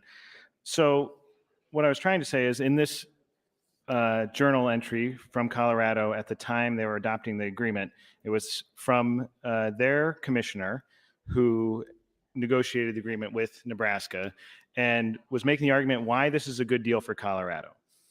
And one of our arguments here as to why there will be water for us is because of the nature of the use of water at the time was such that it would have these recharging return flows that from their use.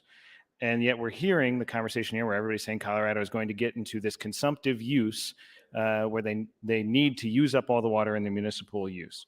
So just wanted to point out the fact that contemporaneous understanding is not going to necessarily be relevant. And it is not not in the document itself. This is in an ancillary document. So this is not in the agreement. It would have to be brought in through litigation.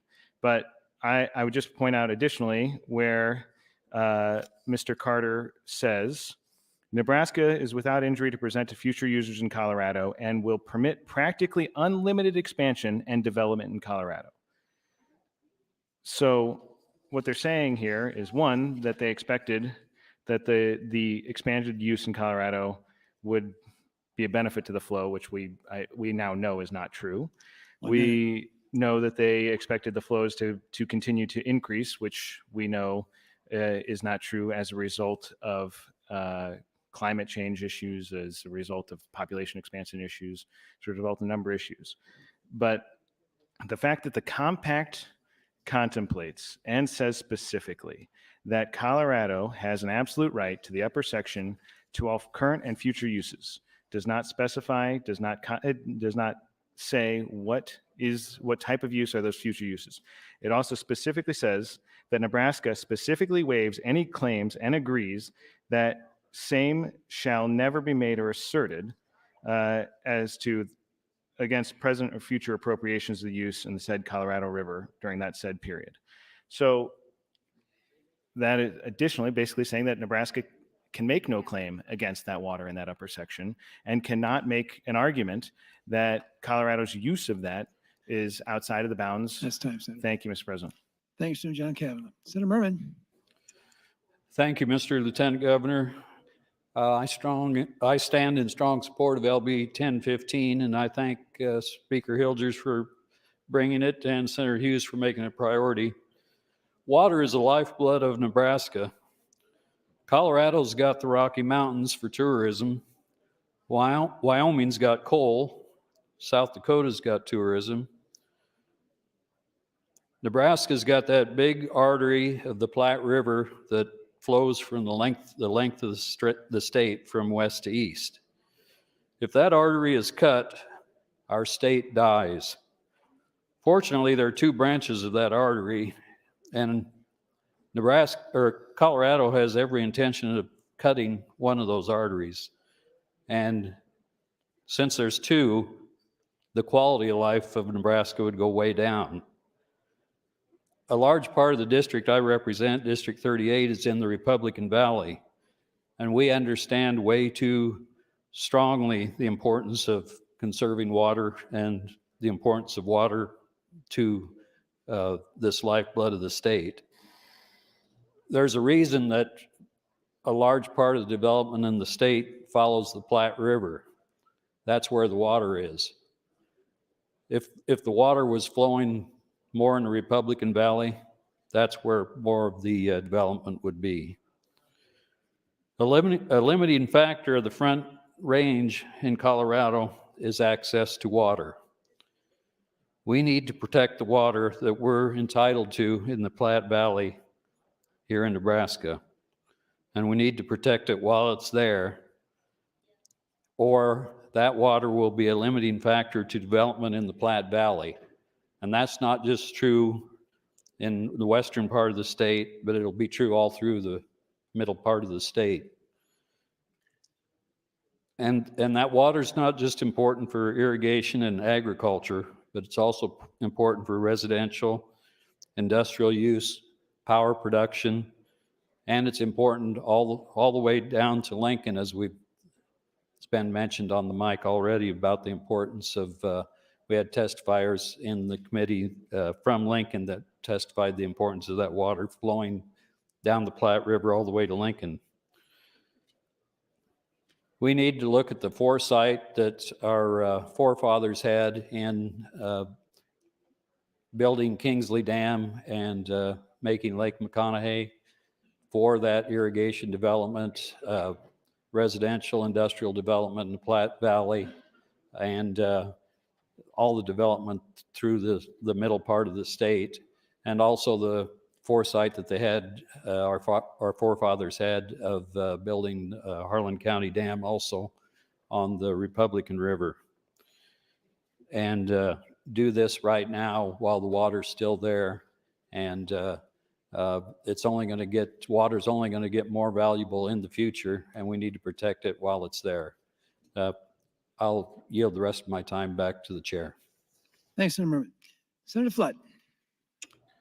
Thank you, Mr. President. Members, again, I rise in support of LB 1015. And I think one of the things we have to remember is that water is commerce. When the railroads were built, the railroads followed the rivers. The Elkhorn River, the Platte River, the Missouri River. Just like our interstates follow the rivers. Look at how the interstate winds through the state of Nebraska. It dips down in the Platte Valley and then shuttles itself towards Lincoln. If you're in Omaha, or if you're in Lincoln, or if you're in eastern Nebraska and you look at what we're talking about here, imagine if we brought I-80 down to one lane at Ogallala, what would happen? Well, North Platte would get a lot of business because the cars would be pulling off there after going 50 miles or whatever, however many miles it is in one lane traffic. And then let's say a little bit outside of North Platte, we let a car go every 20 seconds. And then you get to Kearney and maybe it's a 2-minute wait.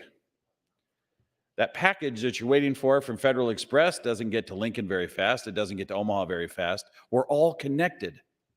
Water is commerce. Roads are commerce. Railroads are commerce. If that water coming into Nebraska, and imagine the driest month ever, if that water doesn't come into Nebraska, the rest of us pay the price. It's the equivalent of going down to one lane and trickling traffic across the rest of the state. And if you're worried about state aid to schools, if you're worried about skyrocketing income taxes, think about what happens when Lincoln County dries up, Kearney County dries up, Phelps County dries up. Who's going to replace that revenue? And I can tell you my experience prior in the legislature as it relates to the Republican River Basin. You know what those farmers did down there? They self-elected to tax themselves occupation taxes for the ability to irrigate so that we could meet our obligations to the state of Kansas.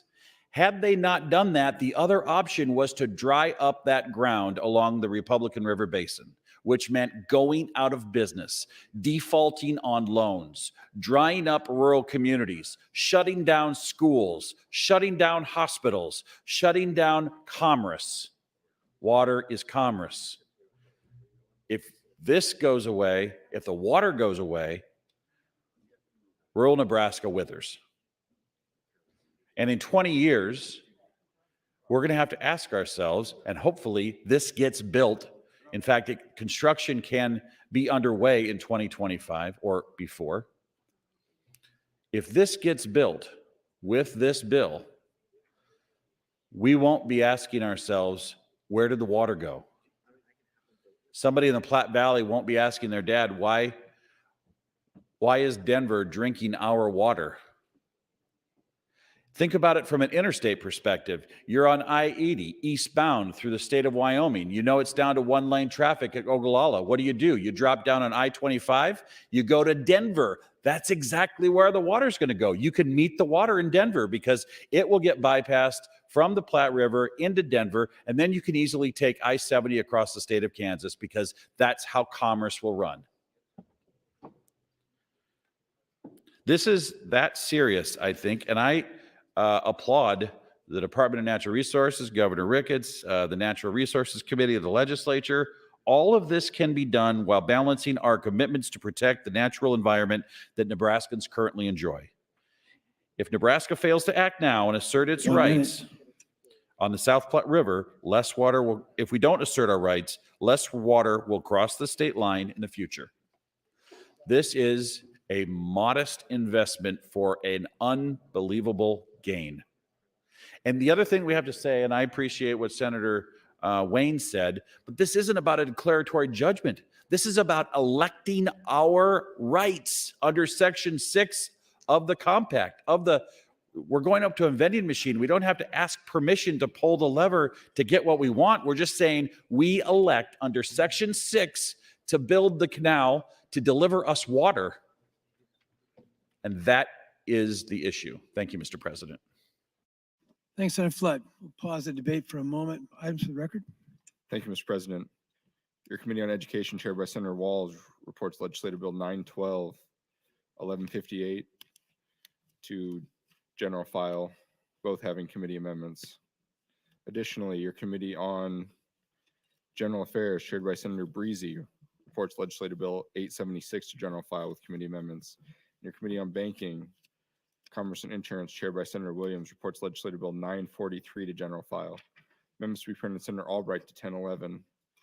And Senator Lathrop introduces LB 896A, Bill for enacting appropriation, appropriates funds to aid in the carrying out provisions of Legislative Bill 896. That will be placed on general file.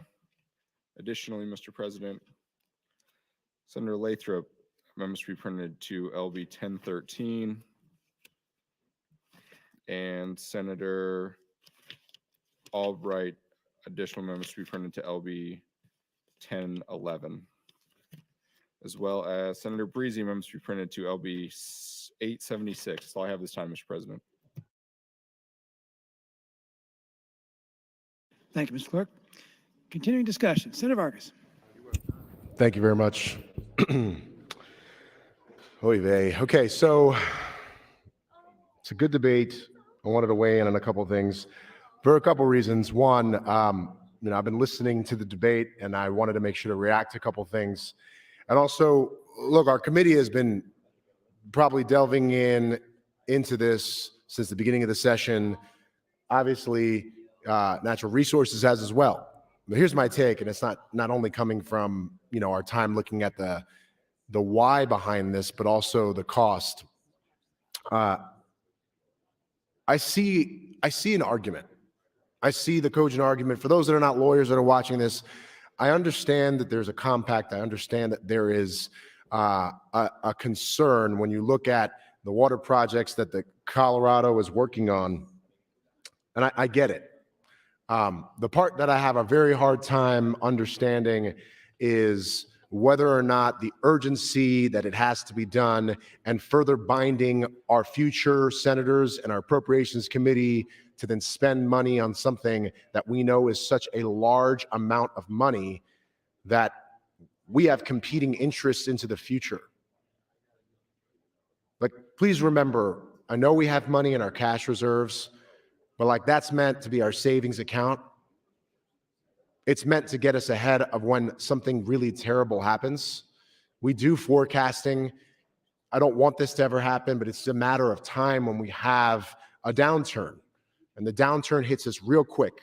I mean, the first year we were here, we had to cut $1 billion from our budget. It was the first things we did. The least popular thing that we can do was make sure we were being fiscally sound, cutting resources, but then doing it in a way that didn't harm Nebraskans. And now we're looking forward.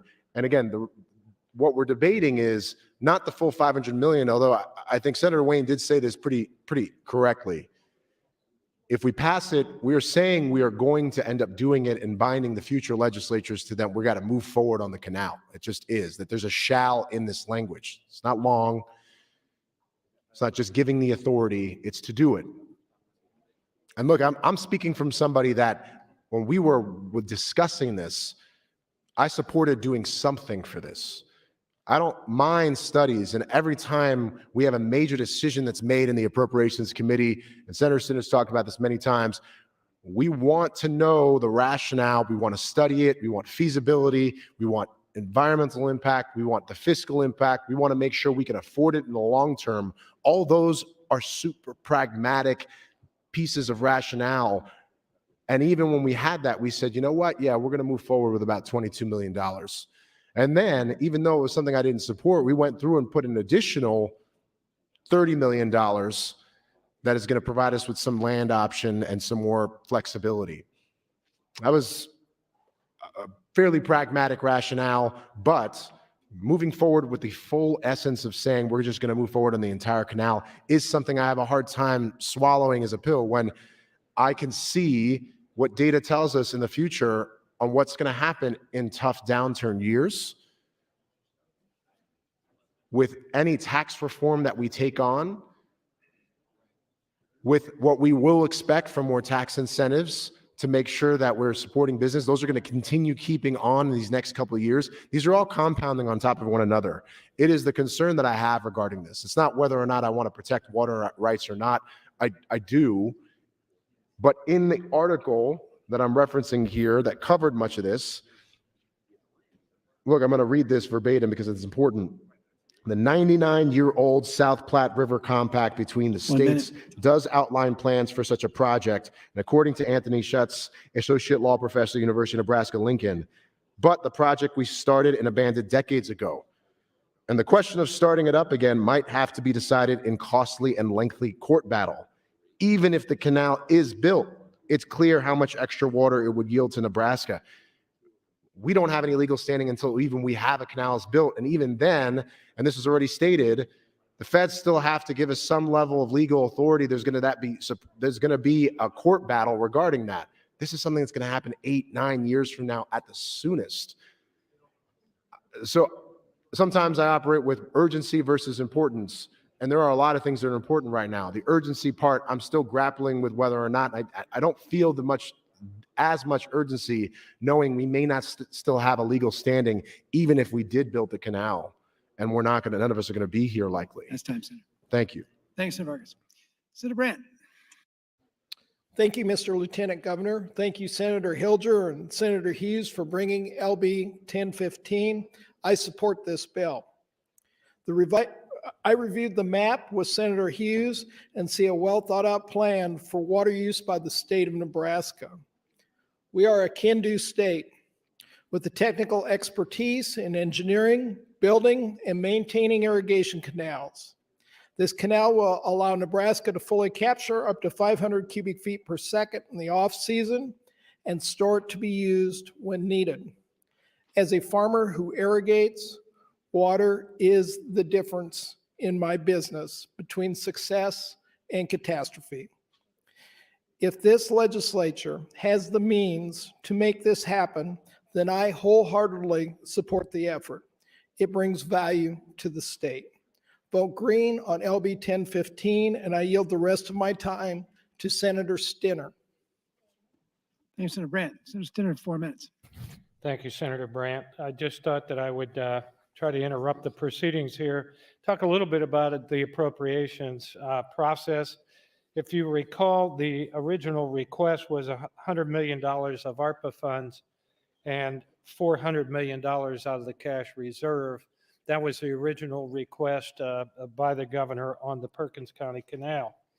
Obviously, if you saw the preliminary, we did not include that in the preliminary. We had way too many questions relative to the canal, the cost of the canal, and those dollars, because they are significant dollars.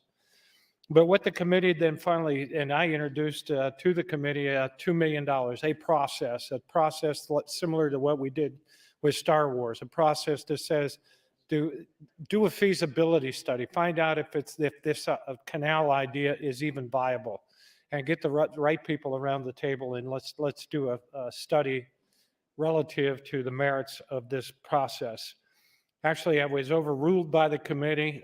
Senator Erdman, I looked to him because this is in his district. He said, I think this ought to be more significant than that. 20 million would be the number. Senator Vargas came up with 22.5, which is actually the first part, phase 1 of this canal project. And we all agreed to that, and that's what we initially put into the budget. I got a letter from Governor Ricketts asking, and I think he inquired to the rest of the committee, that we really needed the extra $32 million to start buying land. So here's what we put together. We put together a package of $53,500,000 transferred out of the cash reserve plan to the Department of Natural Resources. And the language that we're going to try to use, or hopefully harmonize with appropriations with this bill, is the legislature finds that it is in the best interest of the state of Nebraska to authorize the Department of Natural Resources to begin designing, engineering, acquiring permits, and entering into options to purchase land related to the building a canal under the authority of the state of Nebraska, consistent with the South Platte River Compact, and to contract with an independent firm for the purpose of completing a study of such a canal. There is a process, folks. It's a pragmatic process. Let's gather the information. Let's find out if this is feasible, viable. Let's look at all the options that we have as it relates to this. $500 million is a lot of money, folks. $1 million is a lot of money. You get my attention with that, but 500 of them, you really got my attention. So I think this is probably a step forward that makes the most sense. And I will try to get back on the mic and maybe talk about some of the issues that I have specifically with the 53. I did not vote actually for the options on the land. I will say I just was present not voting, but the committee voted it in, so that's what you're going to see in the budget. And that's what I wanted to say. I will try to get back on the mic and talk about a process and why we should follow a process that we always follow in this state. Thanks, Senator Stinner. Senator Lathrop. Thank you, Mr. President and colleagues. Good afternoon once again. I listened to the debate since the last time I spoke, which has been a while ago. And, you know, the one thing that occurs to me is this is a good time to ask some questions. So originally this was going to be $500 million is what the governor, I think, asked for. But does that get it built? Like, how far do we get from Ovid, Colorado to Perkins County for $500 million? A third of the way. We get a third of the way. And let's say that we spend $1.5 billion and get it all the way to Perkins County. Would that get it done? Senator Wishart shrugging her shoulders. Here's the point that I'm going to make here. We picked a number, $500 million. Let's put $500 million aside and build this by God, okay? That gets us a third of the way from Ovid to Perkins County. Let's say that we put enough money to get it all the way from Ovid to Perkins County. What do we do with it then? Where's it going to be stored? Is it going to be absorbed by the dry land in Perkins County before it ever gets to a reservoir? Do we have to then build a reservoir? And what's that going to cost us? These are questions that we ought to be asking now because we're about to commit $50 million to this. And the question is, are we all in? Because if $500 million gets us a third of the way from Ovid to Perkins County, we're going to need $1.5 billion to get to Perkins, and we don't even have a dam there yet, or anybody to run it, or any governing. Like, okay, you want to do that? That's fine. If it means enough to you, let's find out if it does. So we still have some revenue bills coming, and we're going to need to start saving a lot of money for this. Do you want to pass on the tax cuts that are going to come up the rest of the session? Should we stick it into a capital account for this? Do we really mean it? So let's stop cutting taxes because we got to get the water out of the South Platte River from Ovid, Colorado to Perkins County because, as Senator Flood said, it's the lifeblood. Nobody's floating boats in this. Nobody's running barges up and down this canal. It's water going to Perkins County for irrigation. It's right there in the compact. And by the way, I'll make this point too. If this is a self-executing document, there's nothing in this compact that says, when you think you want to do it, then you need to do a bunch of things, and then you need to come back to Colorado to get our permission. We don't have to do that. Let's go eminent domain the first mile of this. Then we'll know if we mean it. But Senator Wayne made a great point. This bill commits us, the language of this bill commits us to this. Are you curious about what it's going to cost? If we commit to this, are you curious about what it's going to cost? And if it's going to cost $500 million gets us a third of the way there. That's hilarious. We're talking about a couple $2 billion if we build a reservoir for it. So are you in? Are you in, or are we just having a conversation today? Do we want to not cut taxes anymore and start saving our money because this is important and it's the lifeblood? I get that it's important, but we're not asking the questions legislators ought to be asking on something like this. We're trying to calculate whose idea is it, who wants it, and am I on their team? But this is a serious subject matter. This is a serious bill, and it says we will build it. Really? What do you want to give up to do that? By the way, Senator Brandt, none of this is coming to your neighborhood. Like, this is going into Perkins County. I don't know if you've ever driven across the Platte River in Grand Island on the interstate in the summertime, and you cross that thing, you could walk across it. It's dry. That's time, Senator. Thank you. Thanks, Senator Lathrop. Senator Bosselman. Thank you. I want to get back to the bill real quick in the sense that this is something, what this does is gives Department of Natural Resources the authority. That's what the bill, that's what we're asking for is that authority. That's what the bill does. Funding issue, Senator Stinner, Chairman Stinner is talking about that, how that's going to be handled. They've already talked about feasibility studies, that portion of information. We only go so far. We make sure that information is there before you move on from there. What we're talking about today in 1015, we're talking about right now, it's just giving that authority to DNR to begin looking at this project. And if it does become feasible or whatever term you want to use, and they can go ahead and build that project. That's what we're talking about. If you live in North Platte, if you live in Grand Island, if you live in Columbus, if you live in Lincoln, if you live in Fremont, where does your water come from? It's coming out of the Platte. The Crane Trust. Somebody talked about environmental endangered species before. I think Senator Wayne did. Those species that are on the Platte River have to have that water. Now, if that water doesn't come from Colorado, where's it going to come from? It's going to come out of groundwater. Sitting on the committee, I've heard NRD's already talking about augmentation projects. What are those? It's pumping groundwater. Ogallala Aquifer. Where's that water going to come from? We have a right to that water out of Colorado, and we need to make sure we protect that. So with that, I'll yield the rest of my time to Senator Flood. Senator Flood, you're recognized. 3 minutes, 30 seconds. Thank you, Mr. President. I'd like to ask Senator Lathrop a question. Senator Lathrop, will you yield to a question? Sure. Senator Lathrop, tell me, what information do you need to make this decision? I'd like to know, first of all, if we're actually have a right to the water that everybody keeps talking about, or whether it's been by the exception in the Article 6 that allows for use by Colorado of everything below the lower South Platte, whether we're going to be able to take any water out of it, given the other prior rights that are reserved also in Article 6. Second of all, I'd like to know what the total cost is. And third, I'd like to know, once we get it to Perkins County, where are we going to store it? There is no Perkins County. There is no Perkins County.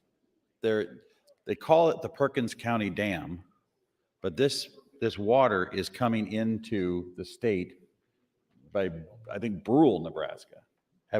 We got to clarify that, but I think we have to try and get you answers to these questions so that we can put it on the record, which I think we have answers to all of I think the compact talks about a line that's already been surveyed between Ovid and Perkins County. Well, I have some materials here that basically talk about the fact that they refer to it as the Perkins County Canal. I will get you the information, but I think if I can summarize what you're looking for, you want to know the total cost in today's dollars of building the canal. That's number one. You want to know number two. Okay, That's number one. Number two, you want to know what right do we have to the water in the state of Colorado? Will we get what we think we're going to get? Are you talking about the amount of water, or do we have a right to? The amount of water. So you want to know the exact amount of water we have the right to, not that we have a right to the water. It's clear that we have a right to some excess water from the South Platte that's not already taken before it gets to the south. Okay, so you want to know the South Platte. 1 minute, Mr. President. Okay. Okay. So, and then the third, we have to settle this question about the Perkins County Canal. And Yes. I'm looking through my information here because I have this somewhere. Okay. While the project is called the Perkins County Canal Project, the canal and reservoirs would be designed and constructed to protect and preserve water in the Platte River Basin. So I think that's something we have to clear up just at the front end, and I will get you some information on that. And it's a question that I think came up at the hearing that has been clarified by the committee. But I think if we want to be productive today, which I think Senator Lathrop wants to be productive, let's get these questions on the record and answered so that we have our eyes wide open about where this is going. And, I appreciate the fact he's asking direct questions, and we need to get him direct answers so that when we vote on this, we're very clear about what we're doing. I support what we're doing. I think what we're doing is necessary. There is a cost, but the cost to not do this is literally, I Time, think, Senator. clearly billions. Thank you. Thank you, Senator Flood and Lathrop. Senator DeBoer, you're recognized.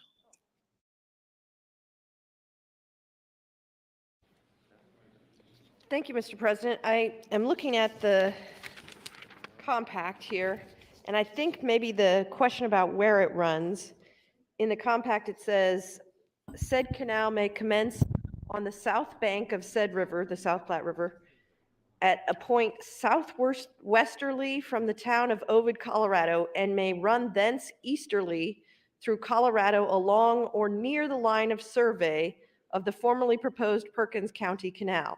So somewhere somebody's got a survey that was done, I think it was in the 1890s, I heard, of citing this Perkins County Canal, sometimes called the South Divide Canal, it says in the compact. So I think that answers the question of where. I still have a number of questions about what happens once we build it, if we build it. So I wonder if Speaker Hilgers would yield to some questions. Speaker Hilgers, will you yield? Of course. Senator Hilgers, who will, I tried to ask you this the last time on the mic, who will operate and take care of and maintain this canal, let's say on the Colorado side of the border? Thank you, Senator DeBoer. My understanding is the state of Nebraska will own it and will be operated and maintained through the Department of Natural Resources. So ostensibly, if there's some trees that form a little jam or something in this, that we'll take our little trucks over and our people will go and clear the, even if it's quite a few miles into Colorado, we'll clear the debris and get the canal running again? That sounds like something that's fair to assume, sure. How much will it cost for us to maintain a canal of this size for that length? I'm sorry. So my understanding, the projections would pencil out about $2 million plus or minus a year to maintain. And how do we propose to pay for that? I would assume, again, we haven't completed the canal, that number might change. It might even go up. I would assume that would be through general fund appropriations. So first we need to know how much it's going to cost to build the thing. If we're getting our questions that we want to have answered, how much it's going to cost to build it totally, then how much it's going to cost to build the reservoir and whatever kind of pumping or whatever we would need to get that so that it does go over to Senator Brandt's district. And then we would need to know how much it costs to maintain it. And then we would need to know where the money to maintain it would come from. I think those are some starting questions to determine whether or not this is something that we want to spend the money on.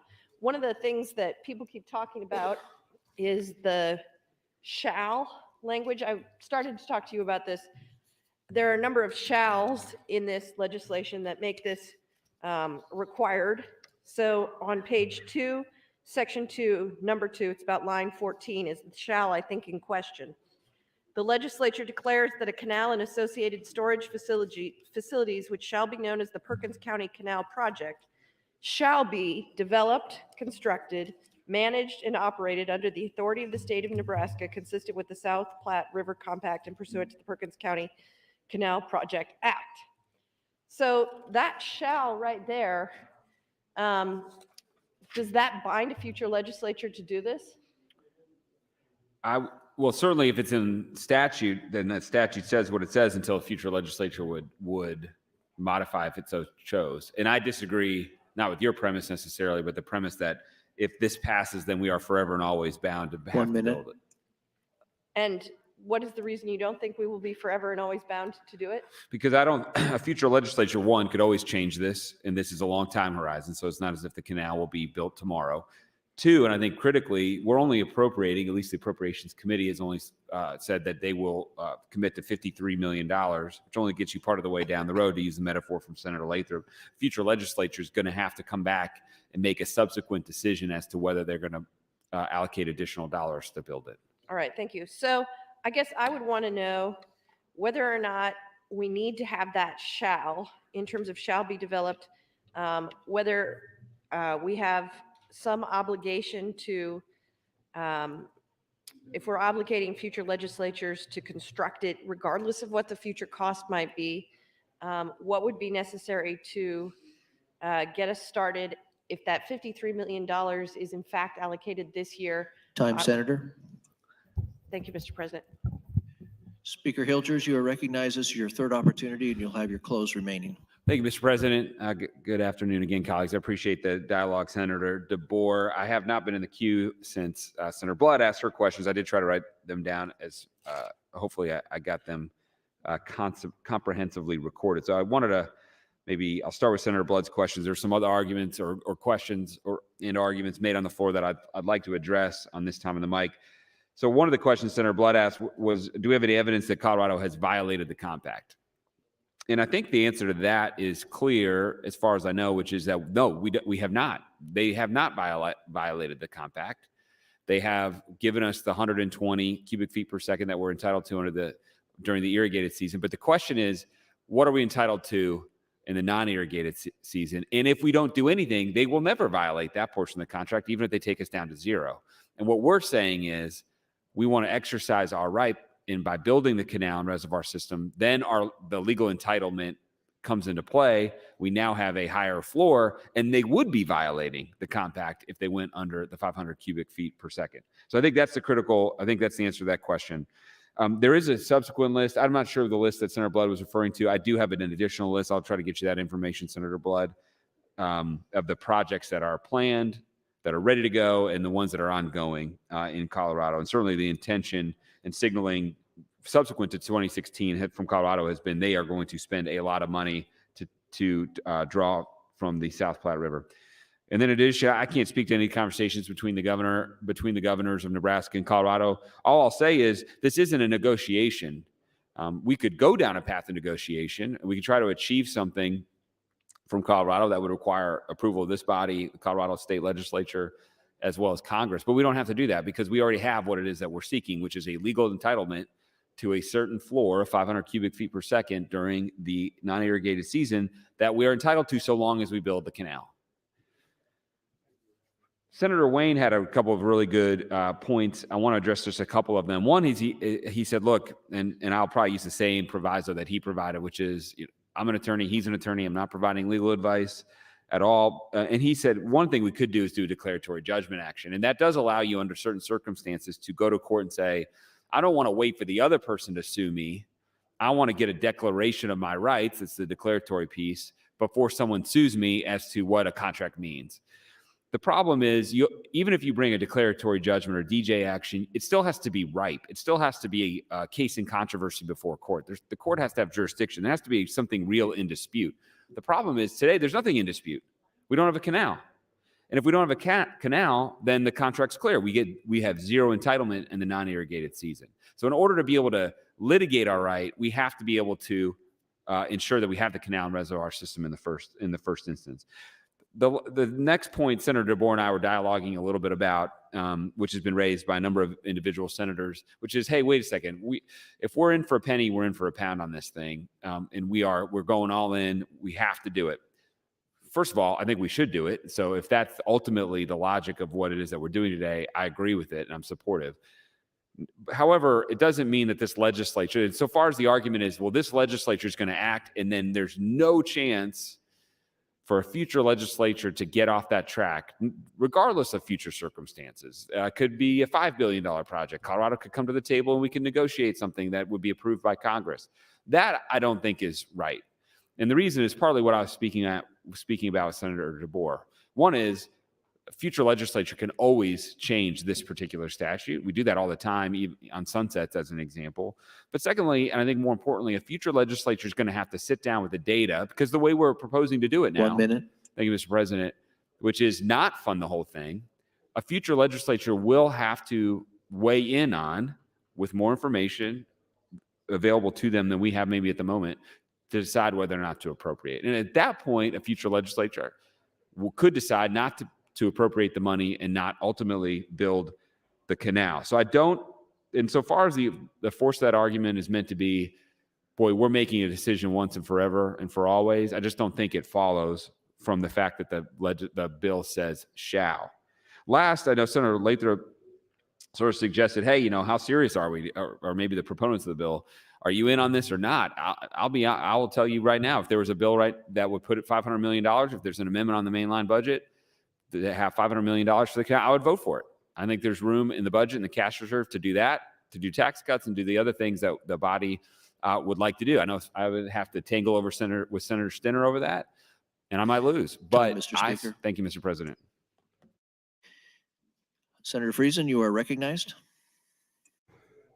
Thank you, Mr. President.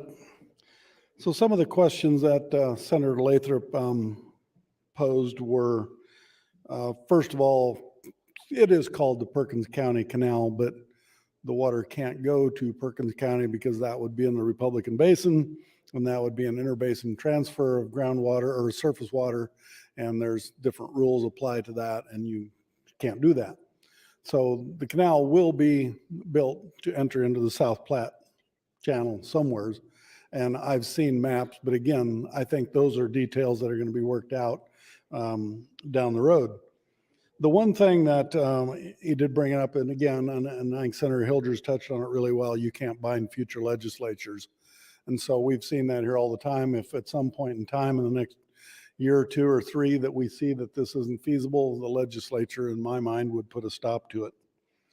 The one thing I think people don't quite grasp, and I think that is extremely important, and it is a question we need to ask, is so when you go into Colorado and take a water appropriation, and if our water right is dated in 1923, whatever, I forget the year, but from that point in Colorado that they've designated your spot to take the water, you can only ask for appropriations that are upstream of that are junior to 1923.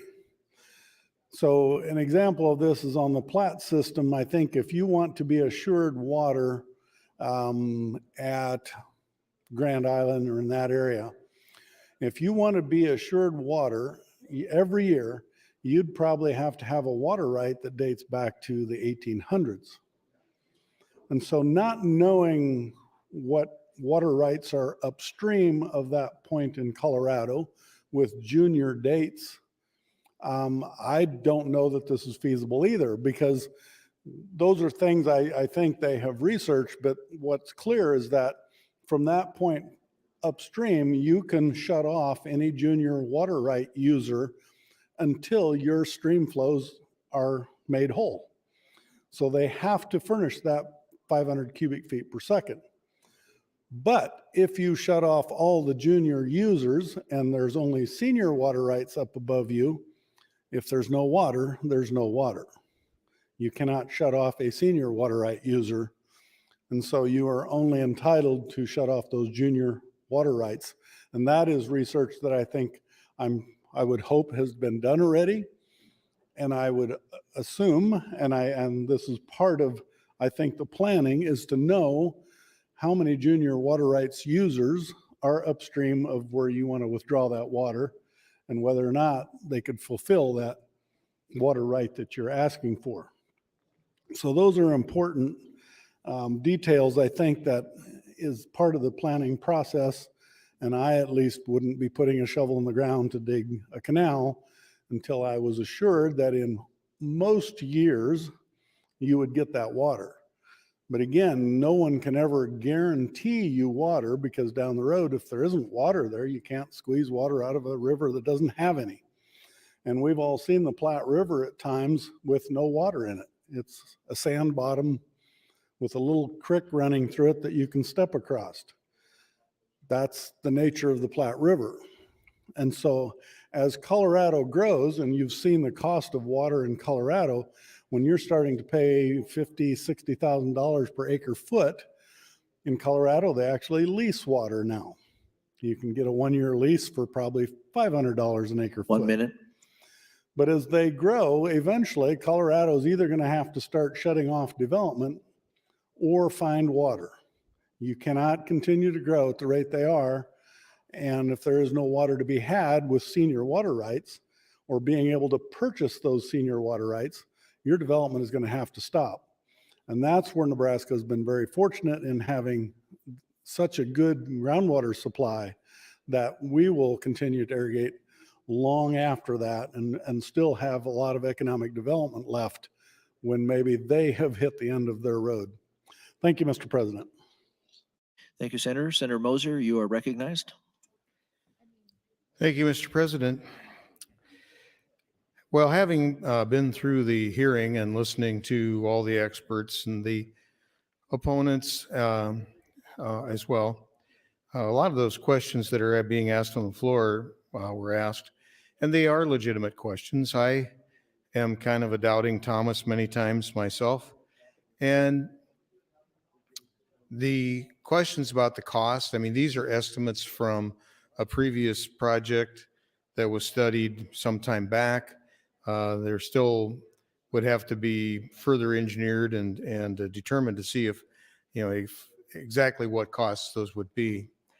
But the size of the canal is not gargantuan by any means. The Loop Canal, which goes through the middle of my district, handles 3,500 cubic feet per second of water. That's its capacity. Typically, I think it runs around 2,500, depending on how much electricity they're generating with it. But in our case, the Loop River drops about 30 feet between Genoa and Columbus. And so that drop is what's used to generate electricity. I don't know that here, I'm sure there would be some drop in elevation, but I don't know that it would be maybe that drastic. I'm not sure. But the question comes down to a bit of a leap of faith.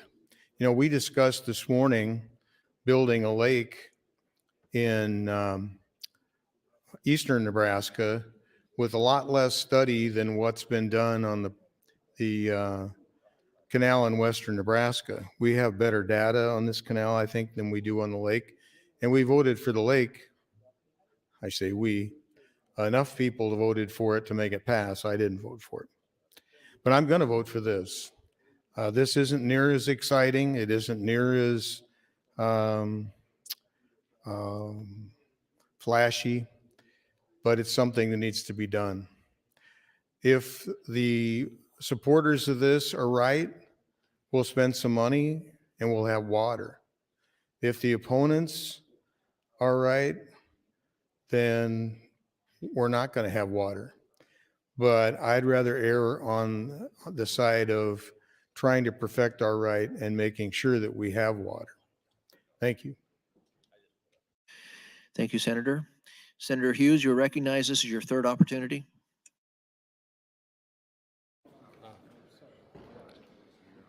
Thank you, Mr. President. A lot of comments, misinformation going around. I go back to my earlier assertion that we as senators, we need to make informed decisions. And if we're not experts in that area, you need to talk to people who are experts. That's the Attorney General's office and the Department of Natural Resources. They've been working on this for quite some time. This legislature appropriated $350,000 to DNR to study this very thing in 2019. That's what they did. They did it very quietly because they were aware of what Colorado was doing, and we didn't want to tip our hand. Once the governor made this announcement that we are going to take steps to enforce the Perkins County Canal project, Colorado went into hyperdrive. We've got transcripts of meetings that they've been having since then. There's been legislation introduced in the Colorado legislature to accelerate, to give priority to the development of the South Platte reservoir system. They know the sooner they get that water stored and delivered for human consumption, the less chance Nebraska has to assert our right in the South Platte Compact. That's a fact. I do want to address another thing. This canal is not going to be in Perkins County. It's going to be in Keith County. When this canal was named, was before Perkins County was a lot bigger. And it would have been in Perkins County back at the turn of the century or in the late 1800s when this was first proposed. Since that, the county line has changed. This canal will be in Keith County. It will not be in Perkins County. The cost estimates, we've been having quite a discussion about the $500 million. The cost estimates that have been put together by our experts, Department of Natural Resources, are $503,500,000. Those are in today's dollars. That includes 60 miles of canal and 2 reservoirs and other necessary elements with an inflation factor. There's been talk of 1.5 billion. We don't know what the cost is going to be. These are the best estimates we have today. And the longer we wait, the higher those costs are going to be. There's no question about that. Is it going to be worth it? That's the question we need to ask ourselves. Is it going to be worth it? Whether it's 500 million or 1.5 billion. In 50 years, my answer is absolutely, positively yes. We look at the development that has happened at Lake McConaughey, Lewis and Clark Lake, and all other water developments in the state of Nebraska, all the surface water irrigation districts, the additional value that brings to the state of Nebraska in sales tax and income tax and property tax values. That's huge. That's what our state runs on. Agriculture is our biggest industry in the state. Tourism is not 1 that minute. far behind. Thank you, Mr. President. We have experts. We have, what are they right? We don't know. But they are our best guess. These are the people that look at the figures, that work in this world, that have been looking at this for quite a few years. This was not sprung on us. They've been working on this. We've been hearing about this just bits and pieces. And the fact that we have available money to do it, that a lot of things came together at this point in time, that this was the time to launch. And this is what we absolutely need to do. Thank you, Mr. President. Thank you, Senator. Senator Vargas, you are recognized.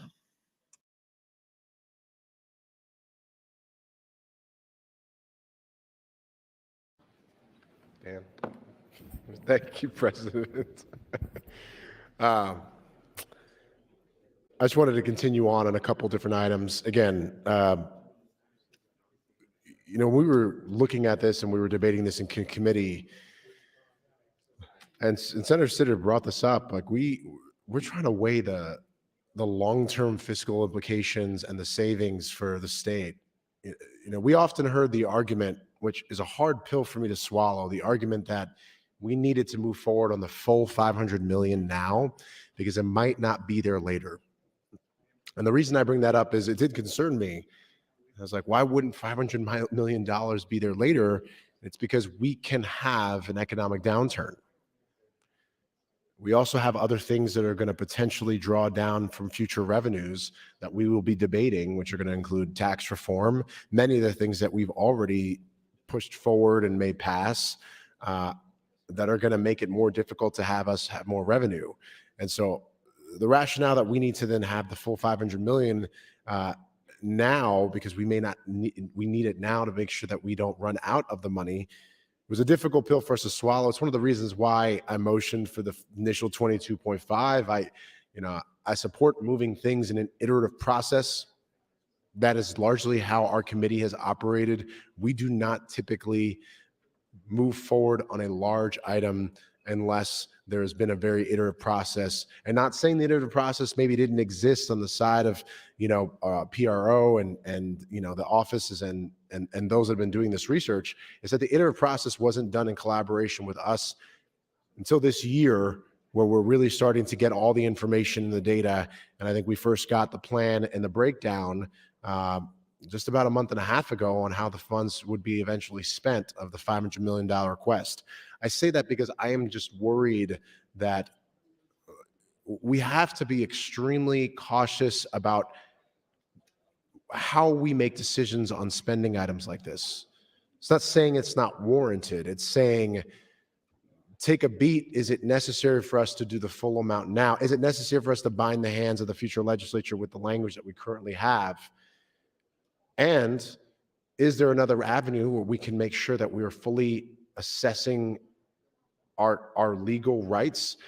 Are there other things we can do that push this forward that would allow us to then still see and whether or not we have standing and we can litigate this and not have to wait 8 years in the future?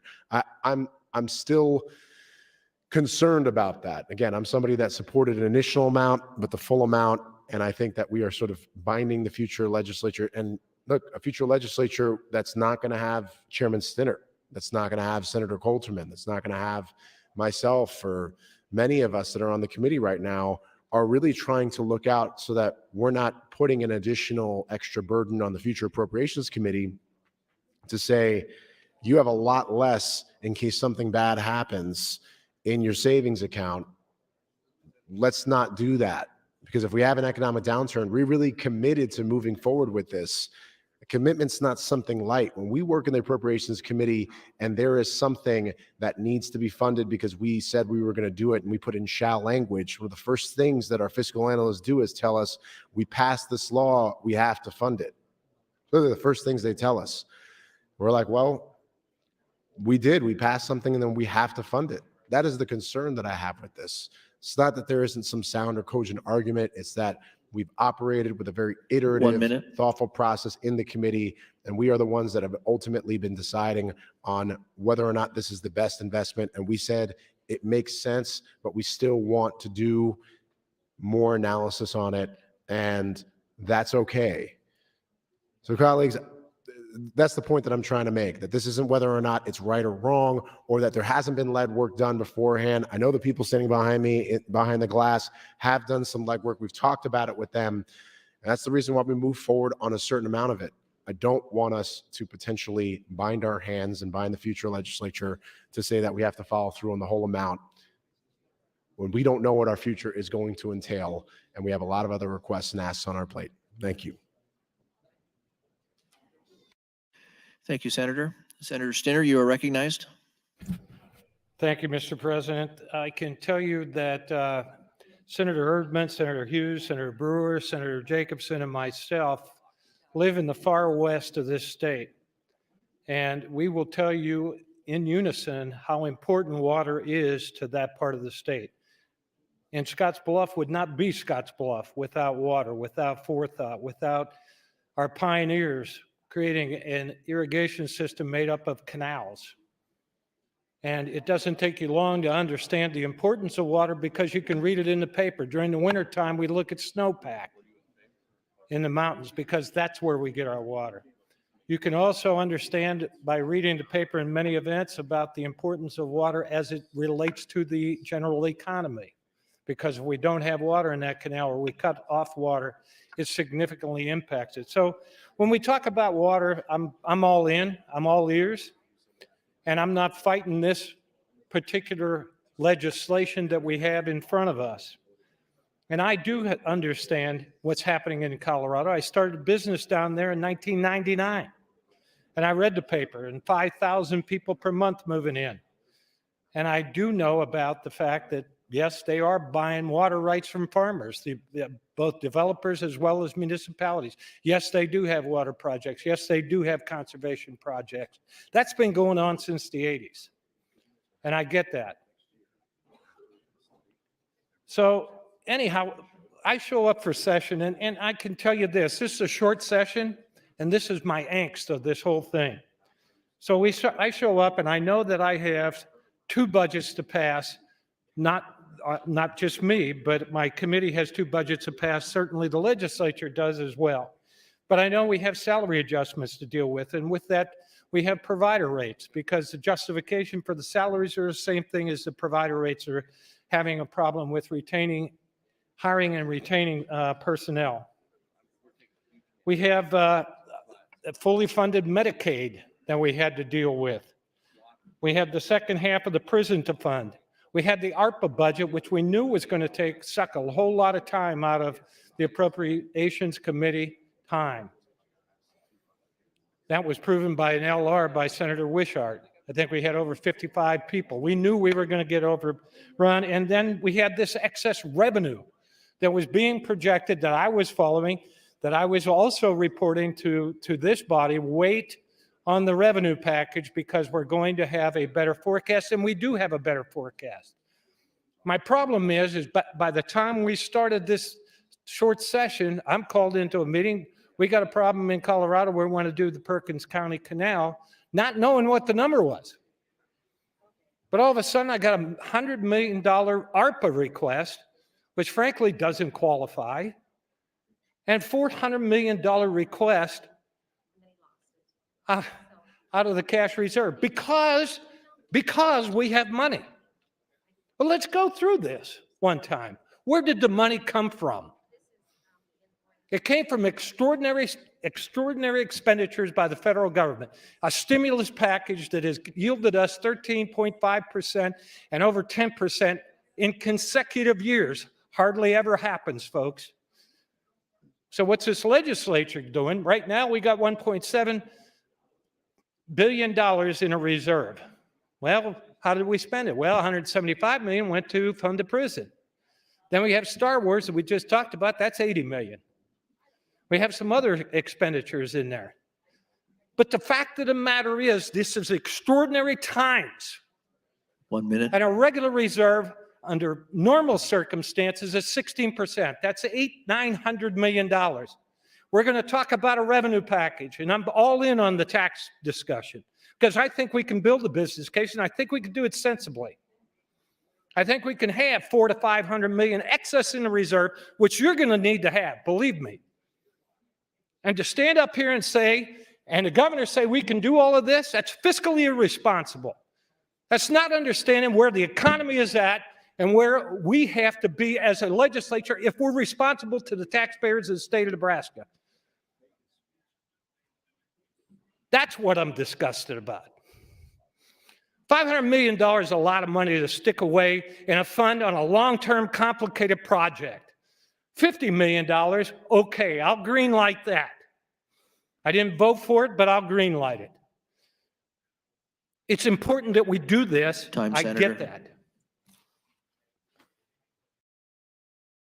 Thank you, Senator. Seeing no one left in the queue, Senator Hilgers, you're welcome to close. Thank you, Mr. President. Good afternoon, colleagues. I really appreciate the conversation today on a number of different fronts. Appreciate Senator Stinner and members of the Appropriations Committee talking through the dollars and cents. I think the Appropriations Committee has struck a very nice balance of appropriating the dollars that we need in order to go down the road and get a lot of things meaningfully accomplished and showing Colorado that we are going down this road while also not committing to the state to the dollar amount that we might ultimately need without some additional information. I also appreciate Senator John Kavanaugh and his work thinking through and walking through the compact and some of the implications on the senior users, the junior users, and the like. It's actually a pretty dense document. I will also acknowledge a note of appreciation for him quoting, I think, Delph, the silver fox of the Front Range. Is that what you called him, Senator Kavanaugh? I appreciate that. It was a good conversation. At the end of the day, I do think this is a very important issue for the state of Nebraska to be able to exercise the rights already given to us by those who have come before us.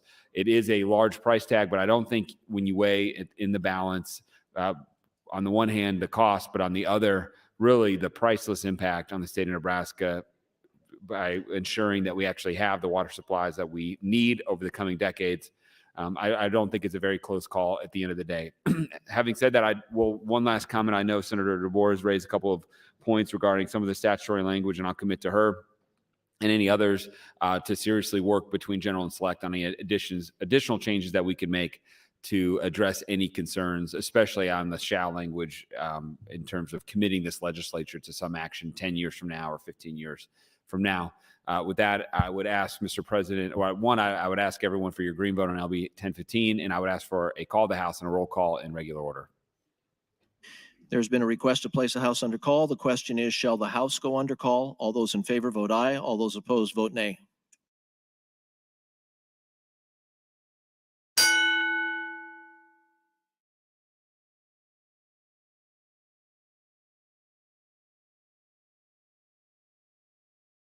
Record, Mr. Clerk. 31 ayes, 3 nays, place the House under call. The House is under call. Senators, please record your presence. Those unexcused senators outside the chamber, please return to the chamber and record your presence. All unauthorized personnel, please leave the floor. The House is under call.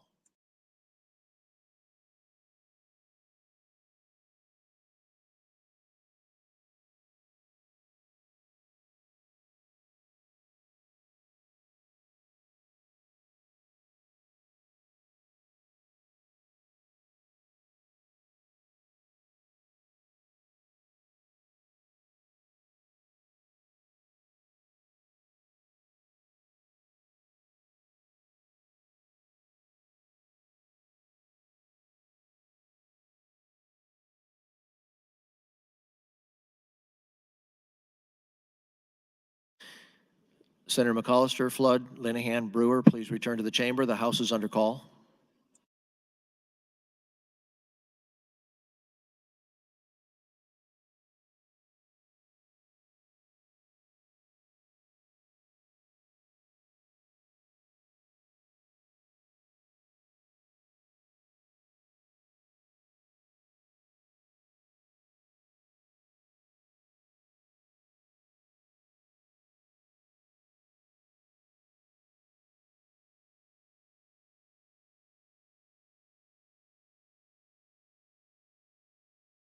Senator McCollister, please return to the chamber. The House is under call.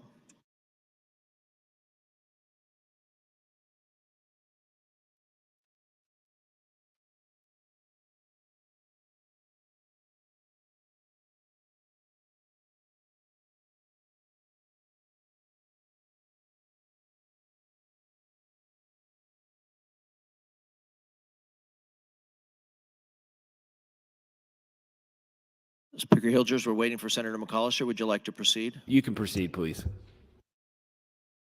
Mr. Clerk, please call the roll.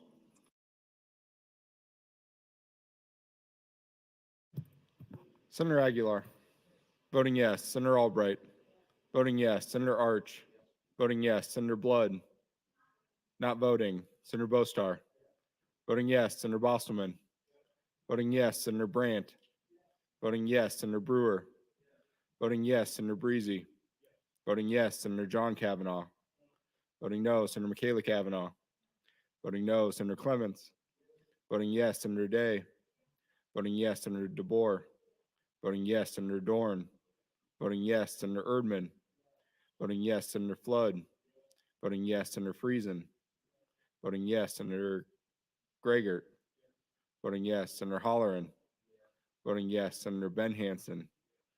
Senator Matt Hansen. Not voting. Senator Hilgers. Voting yes. Senator Hilkeman. Voting yes. Senator Hughes. Voting yes. Senator Hunt. Voting no. Senator Jacobson. Voting yes. Senator Coulterman. Not voting. Senator Lathrop. Not voting. Senator Lindstrom. Voting yes. Senator Linehan. Voting yes. Senator Lowe. Voting yes. Senator McCollister. Voting yes. Senator McDonald. Voting yes. Senator McKinney. Not voting. Senator Morfeld.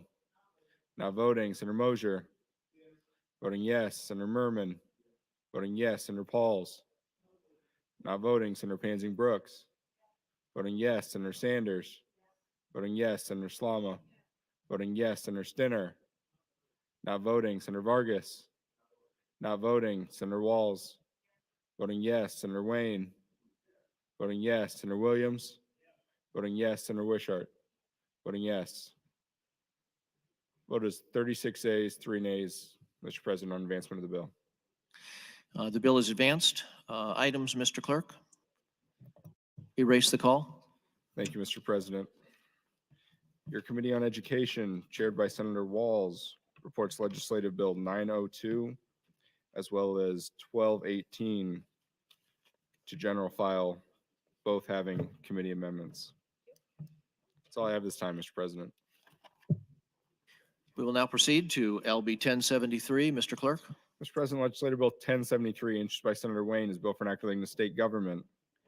State's legislative findings, creates the Department of Housing and Urban Development, provides duties, provides for a director and staff, creates the Housing Advisory Commission, provides for an annual report to transfer duties, functions, responsibilities, and jurisdiction as prescribed, provides for an updated housing affordability strategy, harmonized provisions, provides a duty for the revisor statutes, provides an offer debate, repeals the original section, outright repeals section 58704.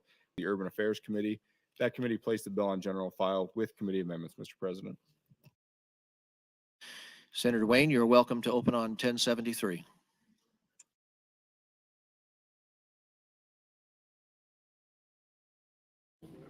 Thank you, Mr. President.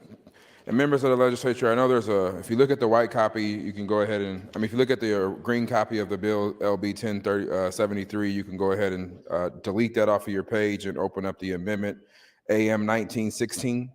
I'm not going to spend a whole lot of time on it. This is Senator Hansen introduced this amendment, so I think it's appropriate for Senator Hansen to open on this, and I'll be playing the wingman on this. Thank you. I'll yield my time to Senator Hansen. Senator Hansen, will you yield? Thank you, Mr. President. All right. Thank you, Mr. President, and good afternoon, colleagues. Let me start by thanking Senator Wayne for asking me to open on his, or assisting me with his opening on LB 1073, which is my personal priority. While the one-liner of this bill is about creating the Department of Housing and Urban Development, an idea I support, I would like to be clear that there's a committee amendment that would strike all of those provisions and replace it with language on accepting the second round of emergency rental assistance funds from the federal government, which is what I'll be speaking to.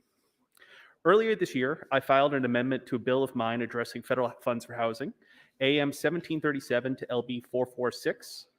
This was a straightforward amendment that would require the governor to apply for federal funding available to Nebraska for a second round of emergency rental assistance. That amendment had a hearing on February 11th this year, where over 20 different proponents testified in support of the material. From that point, working with Senator Wayne and the Urban Affairs Committee and staff, we worked to make 1073 the vehicle and update the language from that hearing in AM 1969, the committee amendment. Some background. Last year, the federal government made emergency rental assistance available to states to help households struggling through the COVID-19 pandemic. Our state government contracted with Deloitte and partnered with the Nebraska Investment Finance Authority, or NIFA, to create our program and disperse the funds. Under this program, individuals are eligible for up to 12 months of back rent and 3 months of future rent, up to $20,000, which is paid directly to landlords. Recently, the state has declined to apply for the second round of funding, leaving over $120 million on the table. This is money that has already been allocated and will simply go to other states if we fail to accept it. The spend down date for the second round of funding would be 2025, which gives us 3 more years of the program. Currently, 48 other states have accepted the second round of funding. Our failure to apply for this money will have direct negative impact on families in our districts, but only if we continue to fail to apply for the deadline. We know a successful state program is possible, as evidenced by improvements the Lincoln and Omaha programs have made to successfully distribute their funding. Although we missed the first deadline, the Treasury Department has extended the deadline to March 30th of this year to give us a chance to change our minds. I hope you've all heard from constituents and advocates from across the state, from folks who are on the ground with their communities and understand the urgency in utilizing these federal dollars. I want to thank them for their advocacy, as we would not be here today without them. Going back to the hearing we had on February 11th, we had over 2 hours of testimony and support for applying for these federal funds, including from landlords, tenants, and community organizations. We also had 58 letters of support for the record. We heard compelling testimony from across the state and people on the ground in their communities working to provide housing and prevent homelessness. As I said before, the spend down date for the second round of funding is September 2025, which would give us 3 more years of this program. And if we don't spend all the funds, we can return them without any penalty. We have, as a state, decided to leave over $120 million on the table while Nebraskans are still struggling from the lasting effects of COVID. Colleagues, I believe the need for these funds are clear. And with that, I would ask you to join me today in advancing LB 1073 and the committee amendment to accept these funds. Thank you, Mr. President. Thank you, Senator Hansen. Debate is now open. Senator Lowe, you are recognized. Thank you very much, Mr. President. I stand today in opposition of AM 1969 and LB 1073.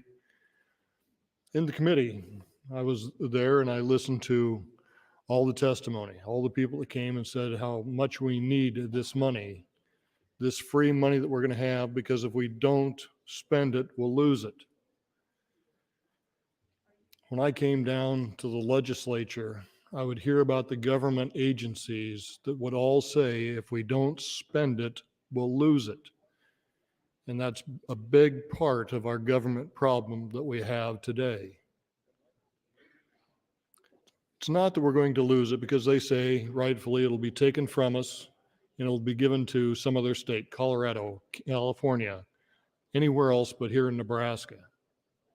I'm sorry, that's my grandkids' money, my great-grandkids' money, my great-great-grandkids' money that we are spending.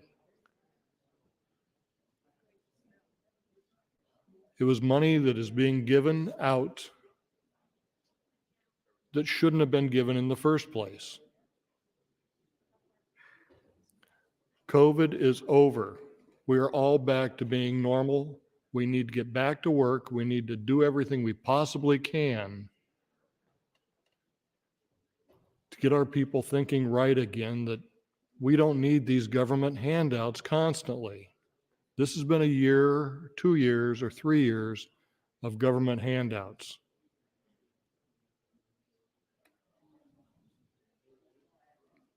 We are a good people. We are strong people. We are people that have endured everything. We are a state of all nations, of all colors, of all creeds, and we are strong. We need to get back to being that way. And by continuing this, that's the wrong path.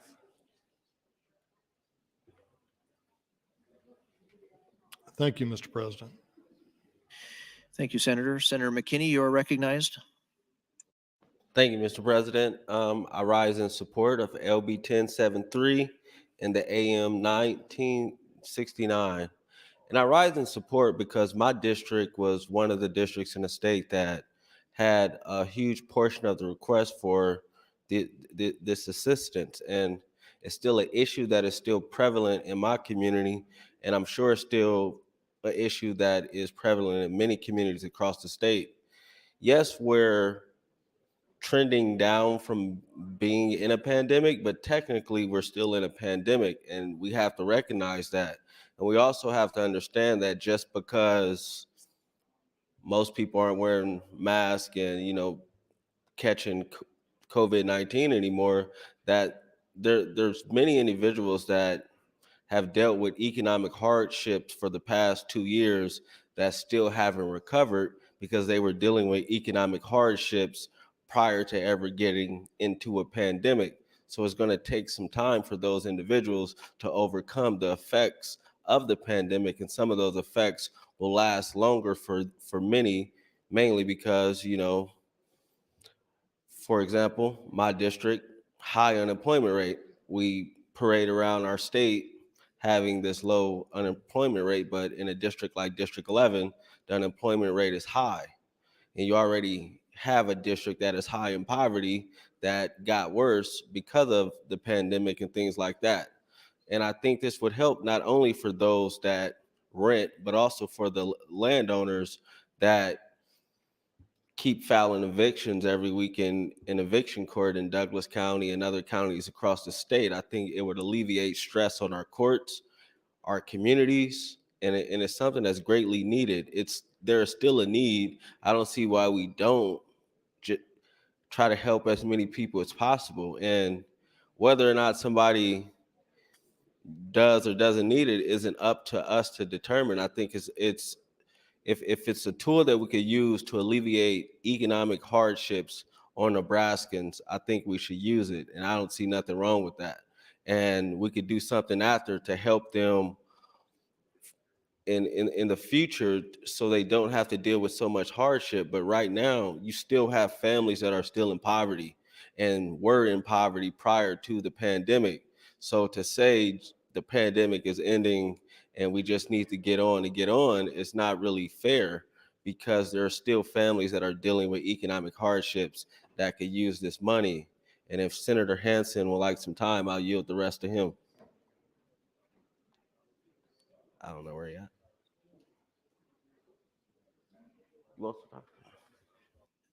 Senator Matt Hansen, you've been yielded the rest of the time. You have 1 minute 57. Thank you, Senator McKinney, for your courtesy. I appreciate your perspective and what you've had to add. Again, it's a kind of straight acceptance of the federal funds. It has been done in 40 other states. And as we've talked about and you talked about, find me a person who has made it through this pandemic without some sort of financial hardship, without being downsized or furloughed or laid off or having their business hurt. Find me that person who's somehow escaped all of those things over these past 2 years. And if you do, that person's not struggling to pay their rent right now. The lasting effects, including spending down savings, taking out loans, things that people had to do, are COVID-related impacts and are still continuing to impact people's ability to pay right now, which is one of the reasons I believe we need to accept this. Thank you. Thank you, Senator. Senator Erdman, you are recognized. Thank you, Mr. President. Good afternoon again. I think I need to get up and explain my position here because, as you may know, and seen in the news, that I signed on to a letter to the governor asking him to apply for the $120 million. And what I want to tell you is I did that before I did enough homework to understand exactly where we're at on this. And so as I began to look at that and did a little more research, I found that there's still $40 million left that has not been applied for. I'm not sure whether the people who are eligible for this don't know how to file for that or what may be the cause. But I think we received about 200 million the first time, and we used all of that except 40 million. And that 40 million, I think there's 42 million went to Lincoln and Omaha or Douglas, Lancaster County. And there's still $40 million left that hasn't been used. We also discovered that there's a significant portion of fraud going on, and that could equate to 10 to 15% of the total funding that was distributed may have been fraudulent.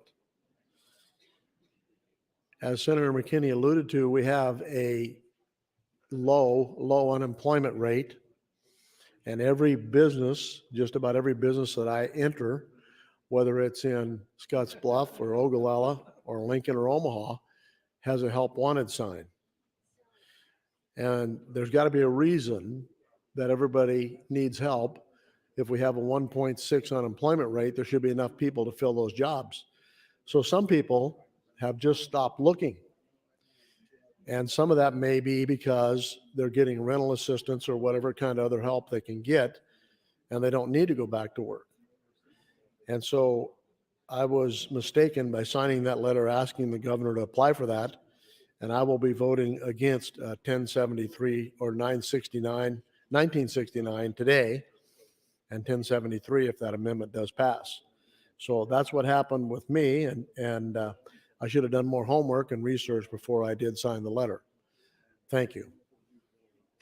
Thank you, Senator. Senator Aguilar, you are recognized. Thank you, Mr. President. Members, I rise in strong support of both the amendment and the underlying legislation, LB 1073. I had an opportunity to have a meeting in Grand Island with the director of our United Way, and also present at the meeting were former Senator Dan Quick, Karen Rathke, and a gentleman by the name of Andy Marsh.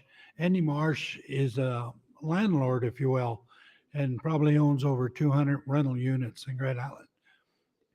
He's having a hard time keeping his head above water because of the amount of renters that have had to just walk away from their apartments and their homes because they couldn't pay the light bill, gas bill, or the rent. They couldn't deal with it anymore, so they just walk away, and he gets left in a lurch. He has worked hard. Not only him, but his staff have gone out, knocked on the doors of the units of some of his renters with their laptops, offering to help fill out the forms for the original ERA funds, and walked away frustrated by the amount of paperwork they run into and the difficulty in getting those funds. Some of the waits have been over a month long, and they still haven't received a response from the company. The company, by the way, I believe is stationed in Texas. We paid something like $8 million to hire this company to disperse those funds, and it's been nothing but another failure from ground zero. So I really think we need to take a look at this and encourage everyone to put out a green vote for this. It's really needed in Nebraska, especially in our area, and I'm sure Western Nebraska as well. These people, they work hard. Many of them, although the pandemic is supposed to be on its way out, many of them lost their jobs because their businesses closed. They closed and they can't do nothing about it. They can't find new jobs. Many of them, and they need to get out of this hole. And this $20 million from the federal government would certainly help in giving them a hand up to get out of the hole they're in and get on with their lives.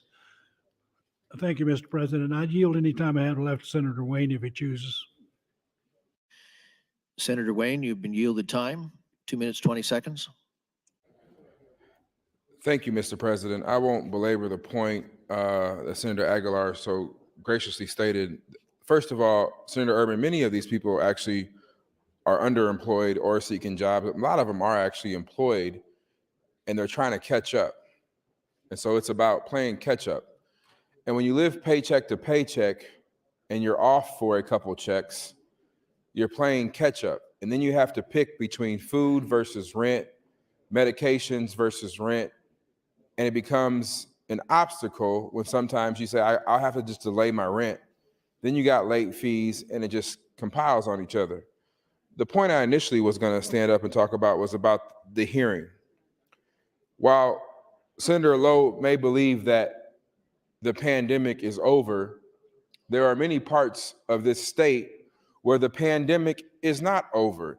If we truly believe the pandemic's over, then we don't need to build a new beef facility in Western Nebraska to address the issues in supply chains that were caused by the pandemic, because the pandemic is over.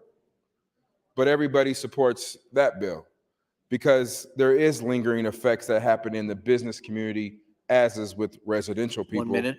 who need to do something about the issues that we all suffered during the pandemic.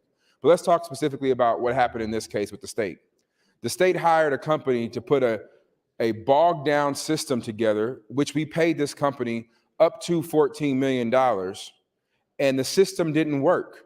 Every testifier in Western Nebraska said it was burdensome. Some of them were on the system for over an hour trying to figure out how to get the right documentation accepted because it would get kicked back, because the scan wasn't clear enough, because of minor things, even though the landlord and the tenant both signed affidavits basically saying under the laws of perjury, here is what is needed.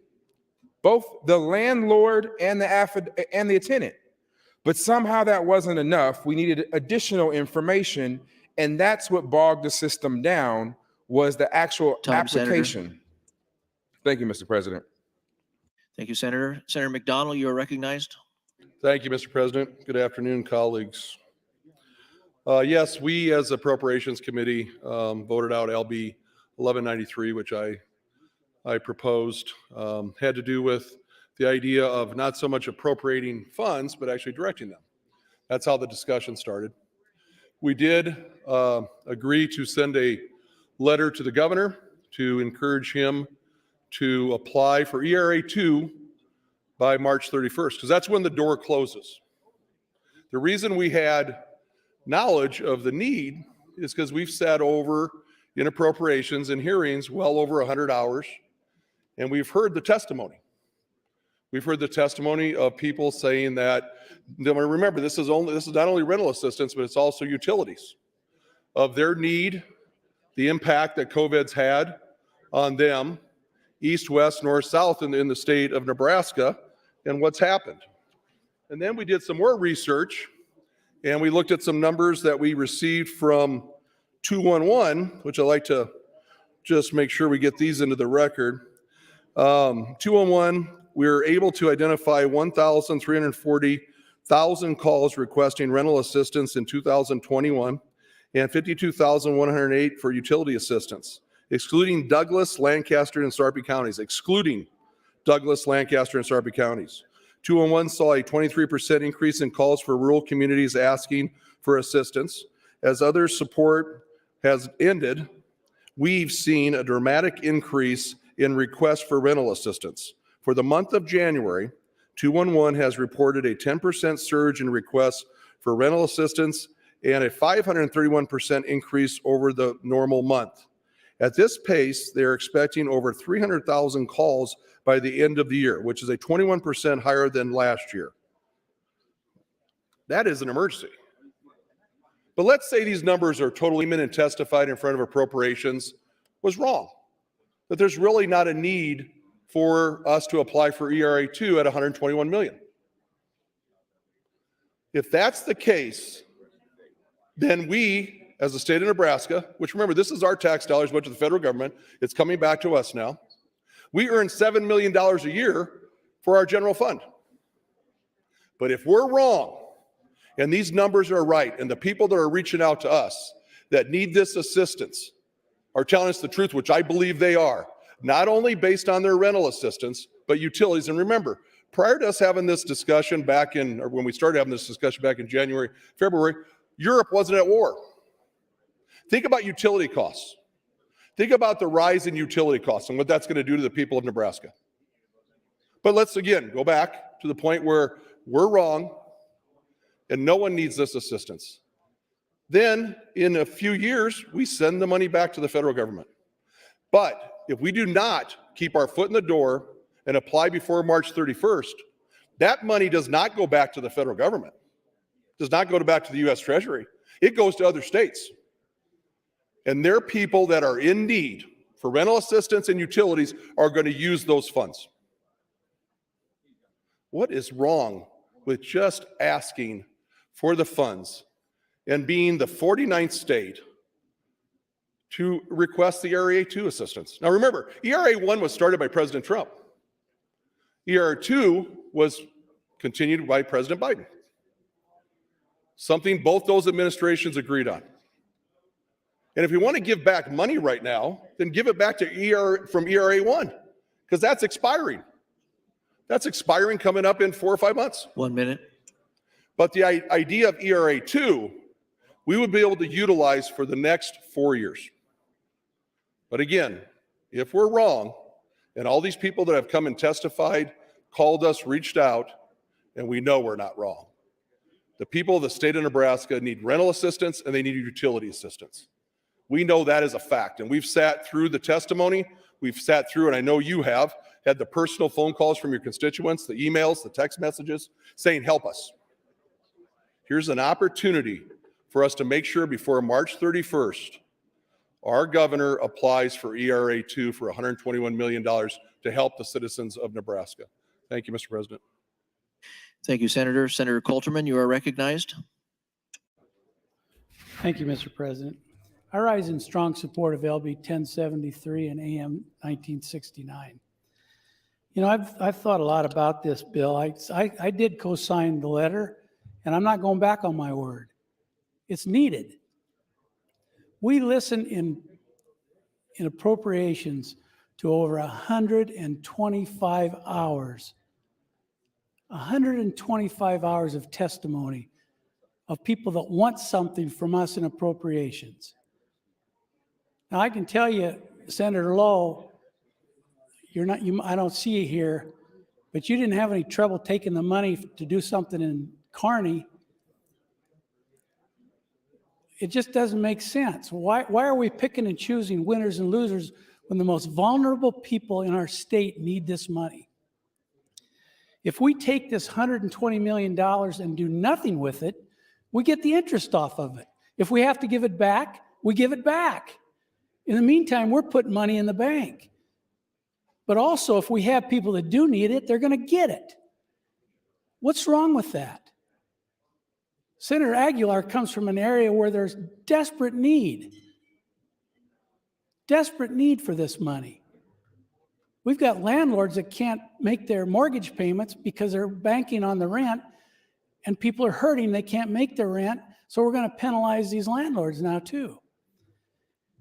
I had a chance to talk to the governor about this, and I strongly recommended personally talking to him that he support this and that he ask for this money. We had, in all the hearings that we have $1 billion to give away, and we have $4 billion worth of asks. $4 billion. There's needs out there in this state.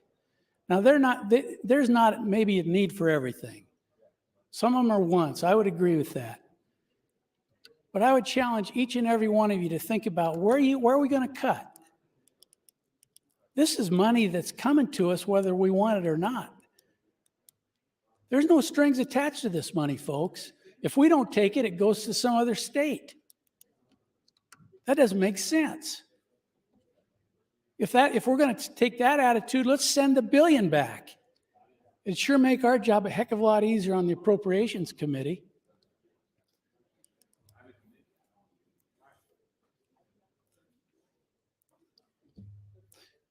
I've been around my friend's dinner too long. I better slow down now. I'll yield the rest of my time back to the chair.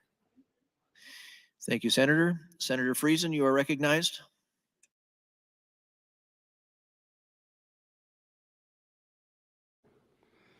Thank you, Mr. President. I was going to ask Senator Wayne some questions when he gets back to his chair, but one of the things that I have had explained to me, and I will kind of relay it to the body, and if somebody has other information, I'd be open to listening to that. But the way it was explained to me is the Douglas and Lancaster County each got $48 million initial appropriation straight from the federal government. The state received then $158 million, I believe, that went to the other counties out there.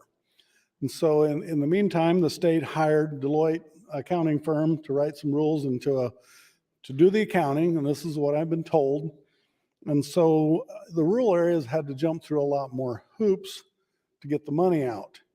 And so Senator Wayne, would you yield to some questions? Senator Wayne, will you yield? So Senator Wayne, your $48 million, were there different strings attached to that money than there was to the $158 million that was set aside for the rural areas? No, there wasn't. So you're saying you were operating under the same rules and distributing that money through your nonprofits or different organizations that worked with rental assistance and things that you had in place before? Yes, the federal rules and federal guidelines are the same. And in fact, the city of Omaha hired the same company that the state did to manage some of their ARPA funds. Okay, so are you familiar at all with what happened to the rural areas? Because there, $158 million was appropriated, and there were some rules set aside that made it, what I was told, very difficult for some of those counties to get that rental assistance out to where it was needed. Yes, they created a different program using an internet-based program that had additional certification, or not certification, proofs of evidence requirements that made it difficult for both the landlord and the tenant to provide. So in Omaha and Lincoln, probably the requirements for providing that proof, or maybe it wasn't even asked for, it was a lot easier to do than in Hall County, for instance. Yes, and so my understanding from the city of Omaha, when it came to the rural portion from the state, Deloitte added extra rules to rural, not the city of Omaha or in the Lincoln area. So they added their own extra rules. And that could have been at the request of the governor, could have been at the request of whoever is administrator, but we did not have all the additional rules that you had in Western Nebraska. Okay, so from what numbers I'm seeing here, we've used about $16,520,000 in rural areas, and I was told there's roughly $30 million left in the fund. But what happened yet is someone transferred $85 million from the rural areas to Lincoln and Omaha again, and you've distributed that money also? Well, there was a delay in the transfer. For whatever reason, it took about 4 to 8 weeks to actually transfer the money. So the city program got put on hold for several weeks, and we are now distributing that money underneath the same rules that we had in city that were, I guess, maybe less restricted. It might be the right word to use, and that was in.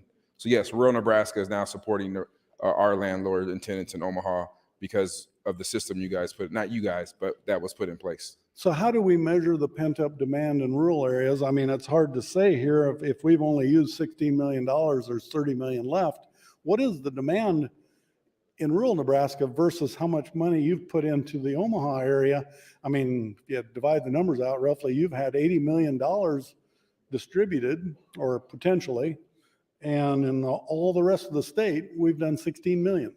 Well, a lot of Boney is about working with your community organizations and making 1 it less minute. burdensome. And what we heard in our testimony from Grand Island was there was no workaround. You had to go through the system rather than working with the community organizations to actually who know the people and can assist with that process. So you literally had landlords, and at some point the executive director said that she was going door to door to actually with a laptop to help fill out the requirement, because the only way you could do it was through the portal. And the issue, it seemed like in Western Nebraska, was the portal.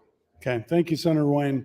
So I'm struggling now whether or not to support this or not, because I don't know what the pent-up demand is in rural areas. If we've only spent 16 and there's 30 left, that looks to me like it's adequate.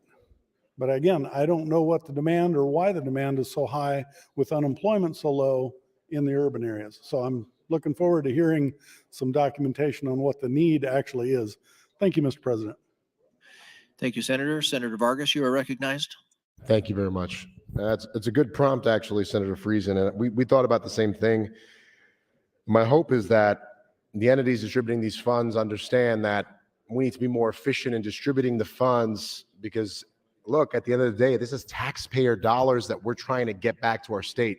The entire time I've been on the Appropriations Committee, when we've had federal dollars, we look at that as a way, how do we better leverage federal dollars that are going to come back to us and maximize efficiency and maximize impact for Nebraskans?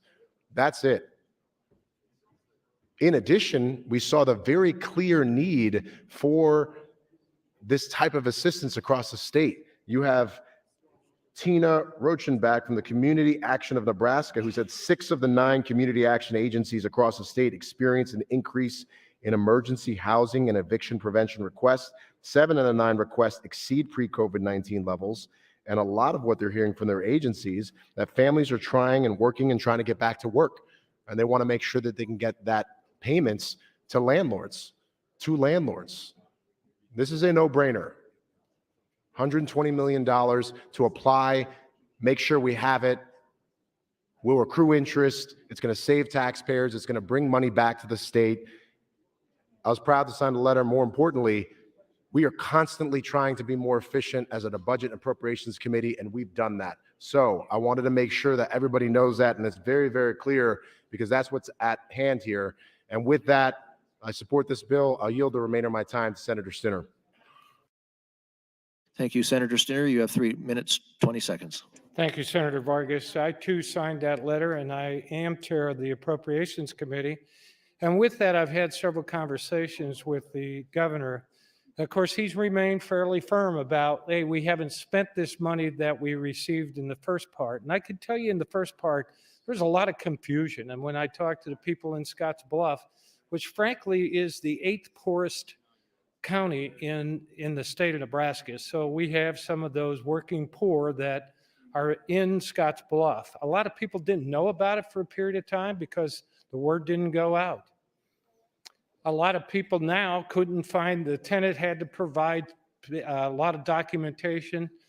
And, there was a lot of confusion about the application process and the like of that. So we got out to a slow start. But in asking people in Western Nebraska, in Scotts Bluff, they truly could use it for either rent assistance and or utilities. And that's the 2 things that they qualify for. So if you just divide, this is a 4-year program, it's about $30 million across the state. Yes, the COVID emergency may be over, but the COVID overhang is still there, and that's called inflation.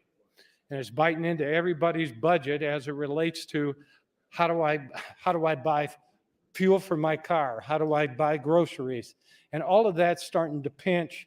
And I think this program could definitely help. Now, on the side of administrative costs, there's no downside to this. We get X amount of dollars for administration. NIFA does the administration. Deloitte Touche actually does the audits to make sure that, that we're checking up on the numbers, that we do have a system. and hopefully either reduce fraud or eliminate some of the fraud. I don't think you can ever eliminate fraud in some of these programs. I'm not that gullible, but it's certainly, there is a process involved. If we end up with extra money at the end of the time, we just turn it back to them. And oh, by the way, we get to collect the interest on these dollars. So we can actually make money. Help the citizens of the state of Nebraska and make money. That's a pretty easy combination, folks. This is a business decision that every state in the union has made this decision except for 2. Yeah, we're not going to save the United States from inflation, for crying out loud, because we don't take this money down. There's no downside whatsoever. We make money. We help the taxpayers and the working poor in the state of Nebraska get through this COVID situation. So I would highly recommend a green vote. Thank you. Thank you, Senator. Senator Friesen, you are recognized. Thank you, Mr. President. With the lack of information that I have right now, I mean, I was hoping that this discussion would carry on and we wouldn't have to go to a vote. The things running through my mind are, we always keep saying the federal government's handing out this money and we should grab it while we can and quickly do something with it, because otherwise they'll spend it somewhere else. And that's a little bit like the kid asking for this allowance and he keeps blowing it and you just keep giving him more. Sooner or later, somebody has to grow up and say no. Now, I want to know if there's a need for it. If there's a need for it, I'll support it. But if there isn't a shown need for it, if we're just shoveling it out the door, I can't support something like this, because our federal government is in debt up to its eyeballs and we're borrowing money from everywhere else we can. And sooner or later, we have to stop and say no. And so I need to see some data that shows that there is an actual need.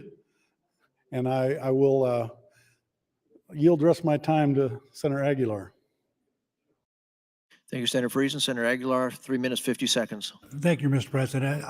I'll be very brief here. I just want to throw out a suggestion that I heard from one of the directors, and that would be, why not put some of the agencies in charge of disbursement? The agencies themselves have an opportunity and an ability to vet the people that they're working with, to make sure they do need it and make sure that when they do go back to work, the money stops. The agency that they have in charge of that can't do that right now. So why not do something that's a lot simpler and not pay out the Nebraska dollars to some other state to do this for us? Thank you, Mr. President. Thank you, Senator. Seeing no one left in the queue, Senator Wayne, you are welcome to close on AM 1969 committee amendment. Thank you, Mr. President. Colleagues, I remind you, even if you have questions about the bill and you're skeptical, vote for the amendment. It's really important because it's a white copy amendment, or the bill is a bill that creates a whole housing agency, which you probably don't want to do. I'll yield the rest of my time to Senator Hansen.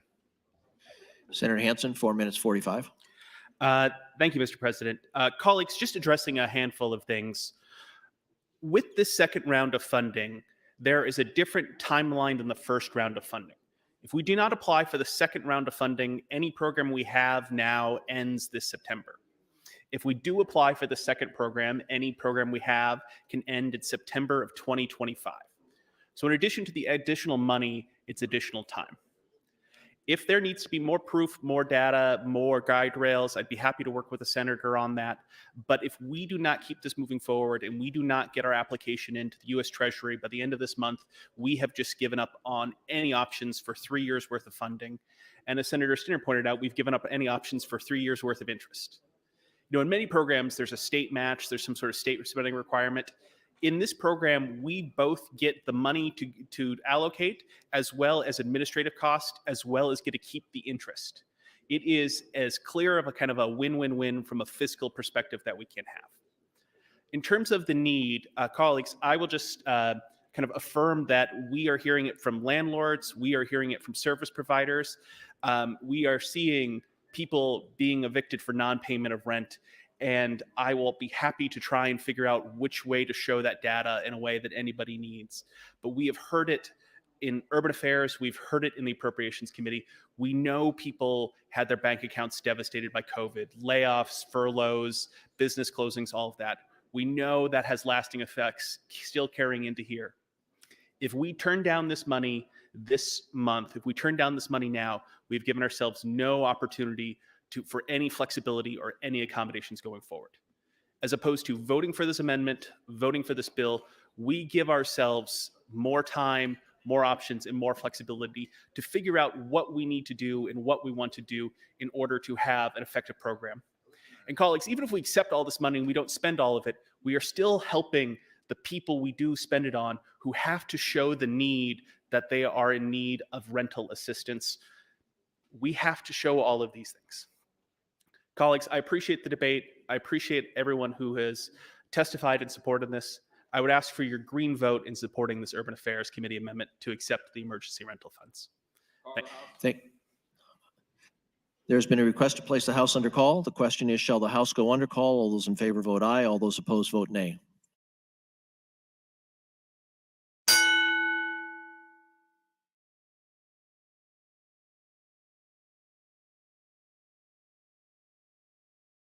Record, Mr. Clerk. 35 ayes, 4 nays, place the House under call. The House is under call. Senators, please record your presence. Those unexcused senators outside the chamber, please return to the chamber and record your presence. All unauthorized personnel, please leave the floor. The House is under call.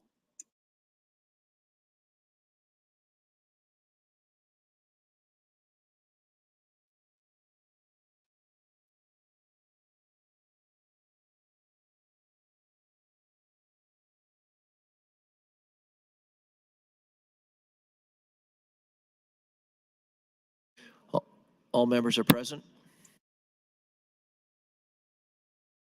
The question before the body is the adoption of the committee amendment AM 1969 to LB 1073. All those in favor vote aye. Opposed, nay.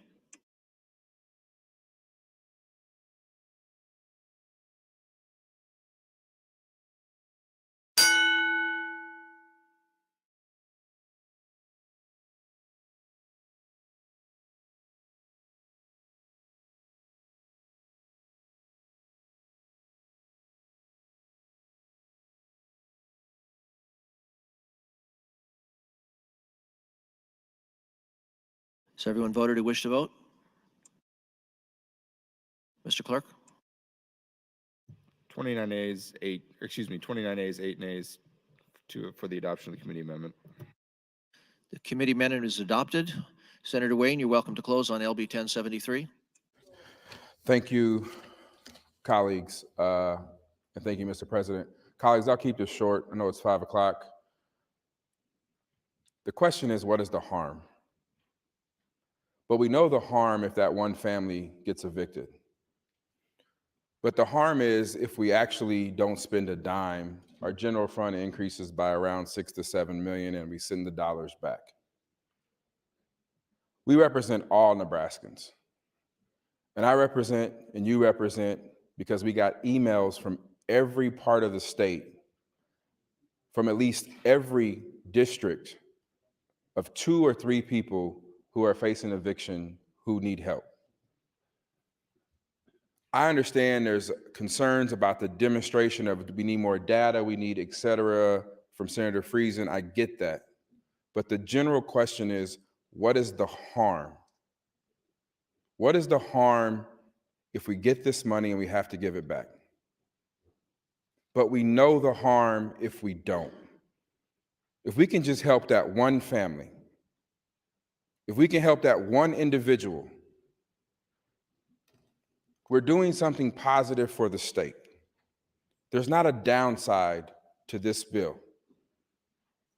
So I would ask for your green support, not maybe for the thousands and millions that you might think or you need to prove to vote for this.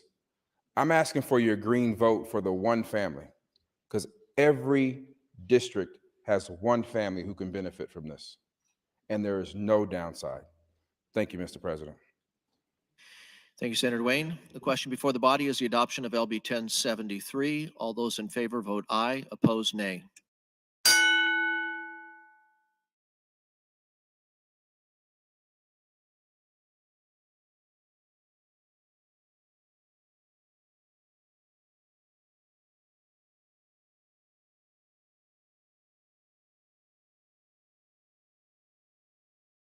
Has everyone voted who wishes to vote? Mr. Clerk? 29 ayes, 7 nays on advancement of the bill, Mr. President. LB 1073 advances. Mr. Clerk, for items? Call is erased. Thank you, Mr. President. Amendments to be printed, Senator Breezy to LB 876, as well as Senator Morfeld to LB 1045. Name adds, Senator Wayne to LBs 59, 75, 91, 567, 691, 697, 779, 780, 786, 791, 807, 808, 824, 847, 971, 1173, 1204, and Senator Wayne name withdrawn from LB 1037, as well as name add Senator Sanders, name add to LB 813, Senator Erdman, name add to 933, and Senator Linehan and Senator Aguilar to LR 318. Finally, Mr. President, a priority motion. Senator Linehan will move to adjourn the body until March 10th at 9 o'clock a.m.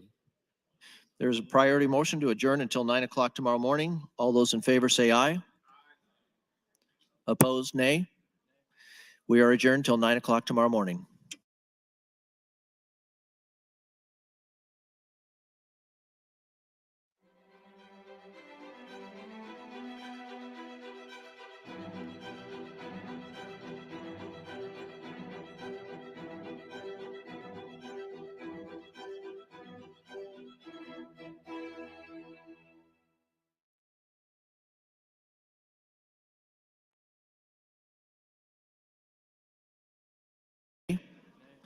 We are adjourned until 9 o'clock tomorrow morning.